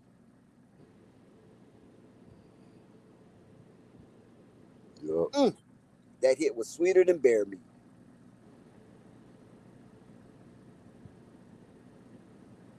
Do you guys realize out there how much impact and force it took from Travis Hunter in that collision, that aerial incursion, and the ball falls out like fuselage and roll 10 yards? You know, most fumble the ball, you know, nobody don't kick it or anything. It only roll a couple of yards because it's not that much force that would cause it to do anything other. An object at rest tends to stay at rest unless moved by a force greater than its rest. That's physics 101. An object at rest stay at rest unless an external force move it at a greater impact than the rest. That kind of high volatile velocity collision at the goal line. I mean, we dream about these kind of hits, right? Playing football in our backyard with a few friends, and we dream about having a hit that would save the game while you was attempting to cross the goal line. And not only was this goal line stance was remarkable, it saved the game. It wasn't just a goal line stance. It was the hit that saved the game, because we are taught on the defensive end, hit them hard till the ball fall out. That's the goal. When you're tackling a offensive player in motion, you're trying to hit them to the point where the ball is dislodged from the carrier. You want to separate the ball from the carrier. And then it's 50-50 who gets it once it's on the ground. But your job is to separate the carrier from the ball. He did that. And not only did he did it in a pressure situation in which the ball carrier left his feet. Lodge attempted to, he did lodge himself towards the goal line to get across. That was his aim and purpose. But Travis Hunter saw a target. And as the buffalo that he is, pursued the target head on, caused an aerial incursion in which the ball carrier fuselaged the ball. And the impact was so great, the ball rolled 30 feet. Think about that. And it rolled 30 feet rapidly. It wasn't a slow roll because the impact was too hard to be a slow roll. So it was like, oh! And the carrier could not hold on to the ball. Travis Hunter shut down this man's nervous system and muscular system to the point that he could not carry that ball any further. And the game was decided based on that hit. Too Legit got him to the point where the game was extended And Travis Hunter got him to the point where the game was ended. What you say about that, Uncle Vern? Yeah, Travis Hunter got him to that point again, Dex. Like I said, you just right all the way around the board. I can't question nothing that you said because you're all the way right about it, Dex. All I can say is you're right, Dex. That's all I can say. And I want to say this again. I pray that it continues to go into next week. Yeah, yeah. That's all I can say, Dex. I'm flabbergasted. I'm taken back. I'm lost for words. I don't know what else to tell you. Yeah, I can't wait till I go back and watch the whole game again for the next 2 or 3 hours. I'm telling you, You're Dex. gonna be chewing all your nails. Boy, I'm telling you, boy. I'm going back and watch every play again. One play led up to another play, and another play led up to another play, and everything just led up into itself. Even with the sacks, led up into something. I'm telling you, Dex. Yeah, I'm glad that Shador Sanders is not a chump. yeah, I I, love the way he stand on business yeah. I'm, because quarterbacks like that always seem to excel. But if you are one of these chumps that every time you get hit, you mess your panties up, you know, yeah, then you're gonna have high rates of turnovers and that you're gonna demoralize the team. Now the offensive line needs a lot of what's a good word I can use? That's not derogative. The offensive line could use a lot of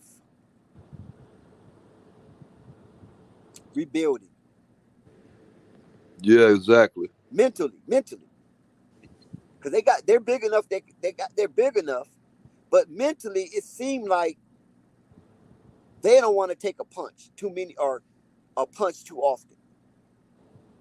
If they can't intimidate you with their celebrity of the atmosphere and the ambiance of Folsom Field, then it seems like the offensive line have a problem getting their job done every snap. Yeah, Not one snap, not two snap, every snap. Even fourth down snap. You got to do your job. And that goes through the course of 60 minutes. You got 60 minutes on that field. And you don't even play the full 60 minutes. But the portion of 60 minutes that you do play, you have to make sure you win your snaps. Now, I know there's going to be more talented players from time to time that stands across you or line up across you. But you still have to have the attitude that I'm going to win this snap. You cannot have a defeating attitude that, man, this guy, man, he's a bull rusher. Oh, man, this guy's coming strong. I don't know if I can handle him. You can't have that. You have to fight against that developing in your mind. I rebuke you, Satan. Get behind me, Satan. Whatever it takes, because I know Deion preaches a Christian monotone. So whatever it takes in your mind to extrapolate some biblical scripture to encourage you to be the God that you is. Ye are all gods, children of the Most High God. Whatever scripture you use, no weapon formed against me shall prosper. You have to use that as a motivational tool every snap. And like I said before in the early portions of this stream, shout out to Flight Sports TV for inviting me into his platform and integrating me into the stream. Shout out to you for that, Flight Sports, the machine. Please subscribe. Don't hesitate. Is that you have to fool yourself. You have to trick yourself. You have to make yourself believe that you the biggest behemoth on the field every snap. And the guy that's on the other side of you is mincemeat. And I'm going to win the snap every time. And the only reason why that I can see from my football analysis is that they're losing the war of attrition. Because maybe it might change because we saw the balance that Deion Sanders said, who cares about balance if you're winning? But we've seen him, Coach Prime, adjust and incorporate more of a run game and feature that run game.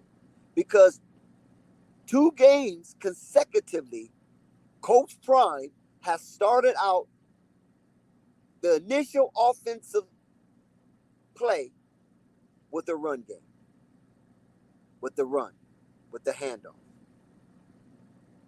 That showed me right there that Coach Prime is maturing and showing a great sense of proclivity towards balancing his offense. He knows what his son can do. And I think that he was putting a lot of stock in what his son can do, despite having a subpar line, subpar O-line. But in reality, that affects other players and their motivation towards executing the play. Because wide receivers ain't got to keep running up and down the field all day. They can take a little sabbatical, act like he's blocking, slow trotting to a space to throw off the defender, and relinquish some of the hot pursuit the defender want to engage in. So you have to keep the defenders at bay and honest. You don't want them to constantly pin their ears back and go after your star playmaker, it's Shedeur Sanders.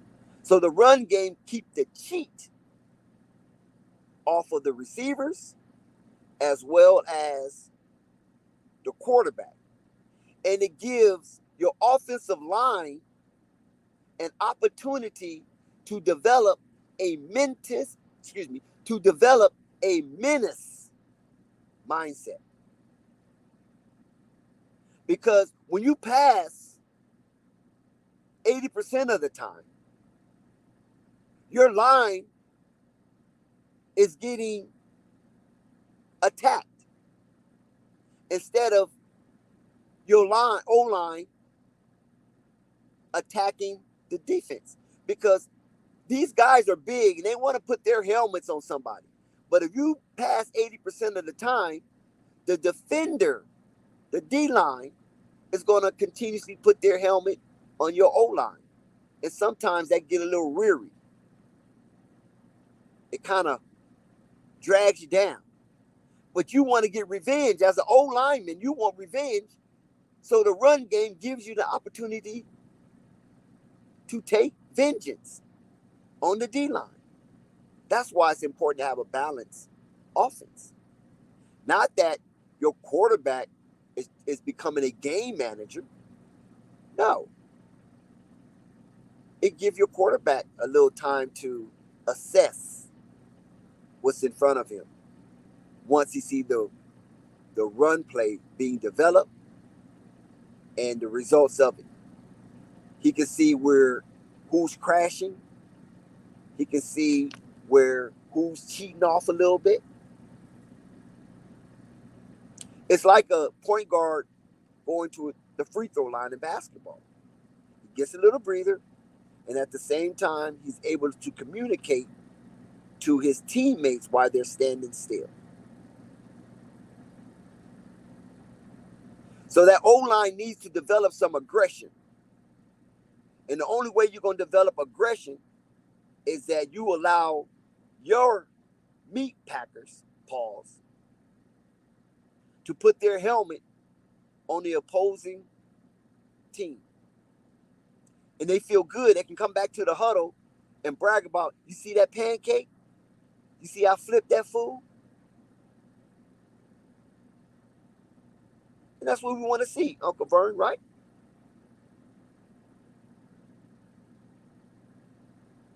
Oh, Uncle Vernon left me. Uncle Vern, you done went AWOL?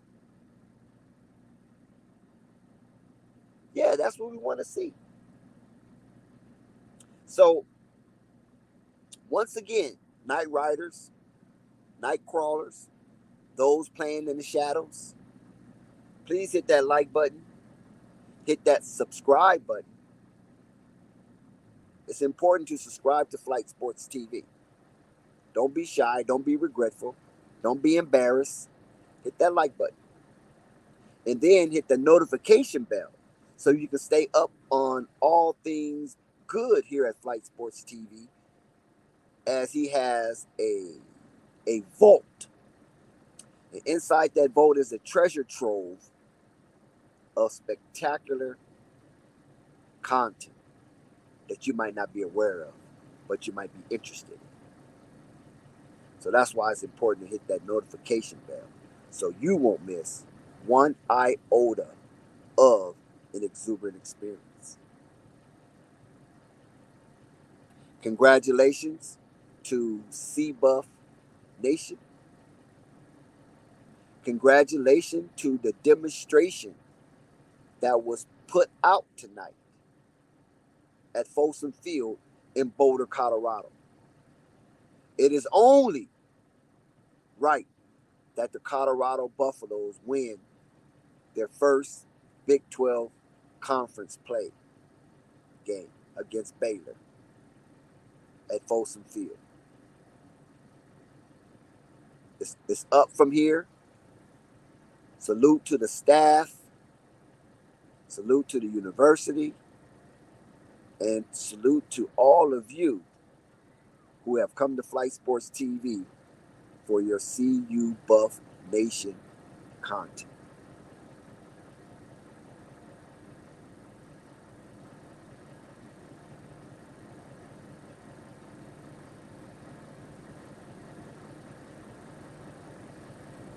We're about to get up out of here, ladies and gentlemen. Shout out to everybody who pulled out. It's Flight Sports TV. Flight Sports TV, man. That's my dude. I rolls with him. You heard what the man said. It's Flight Sports TV.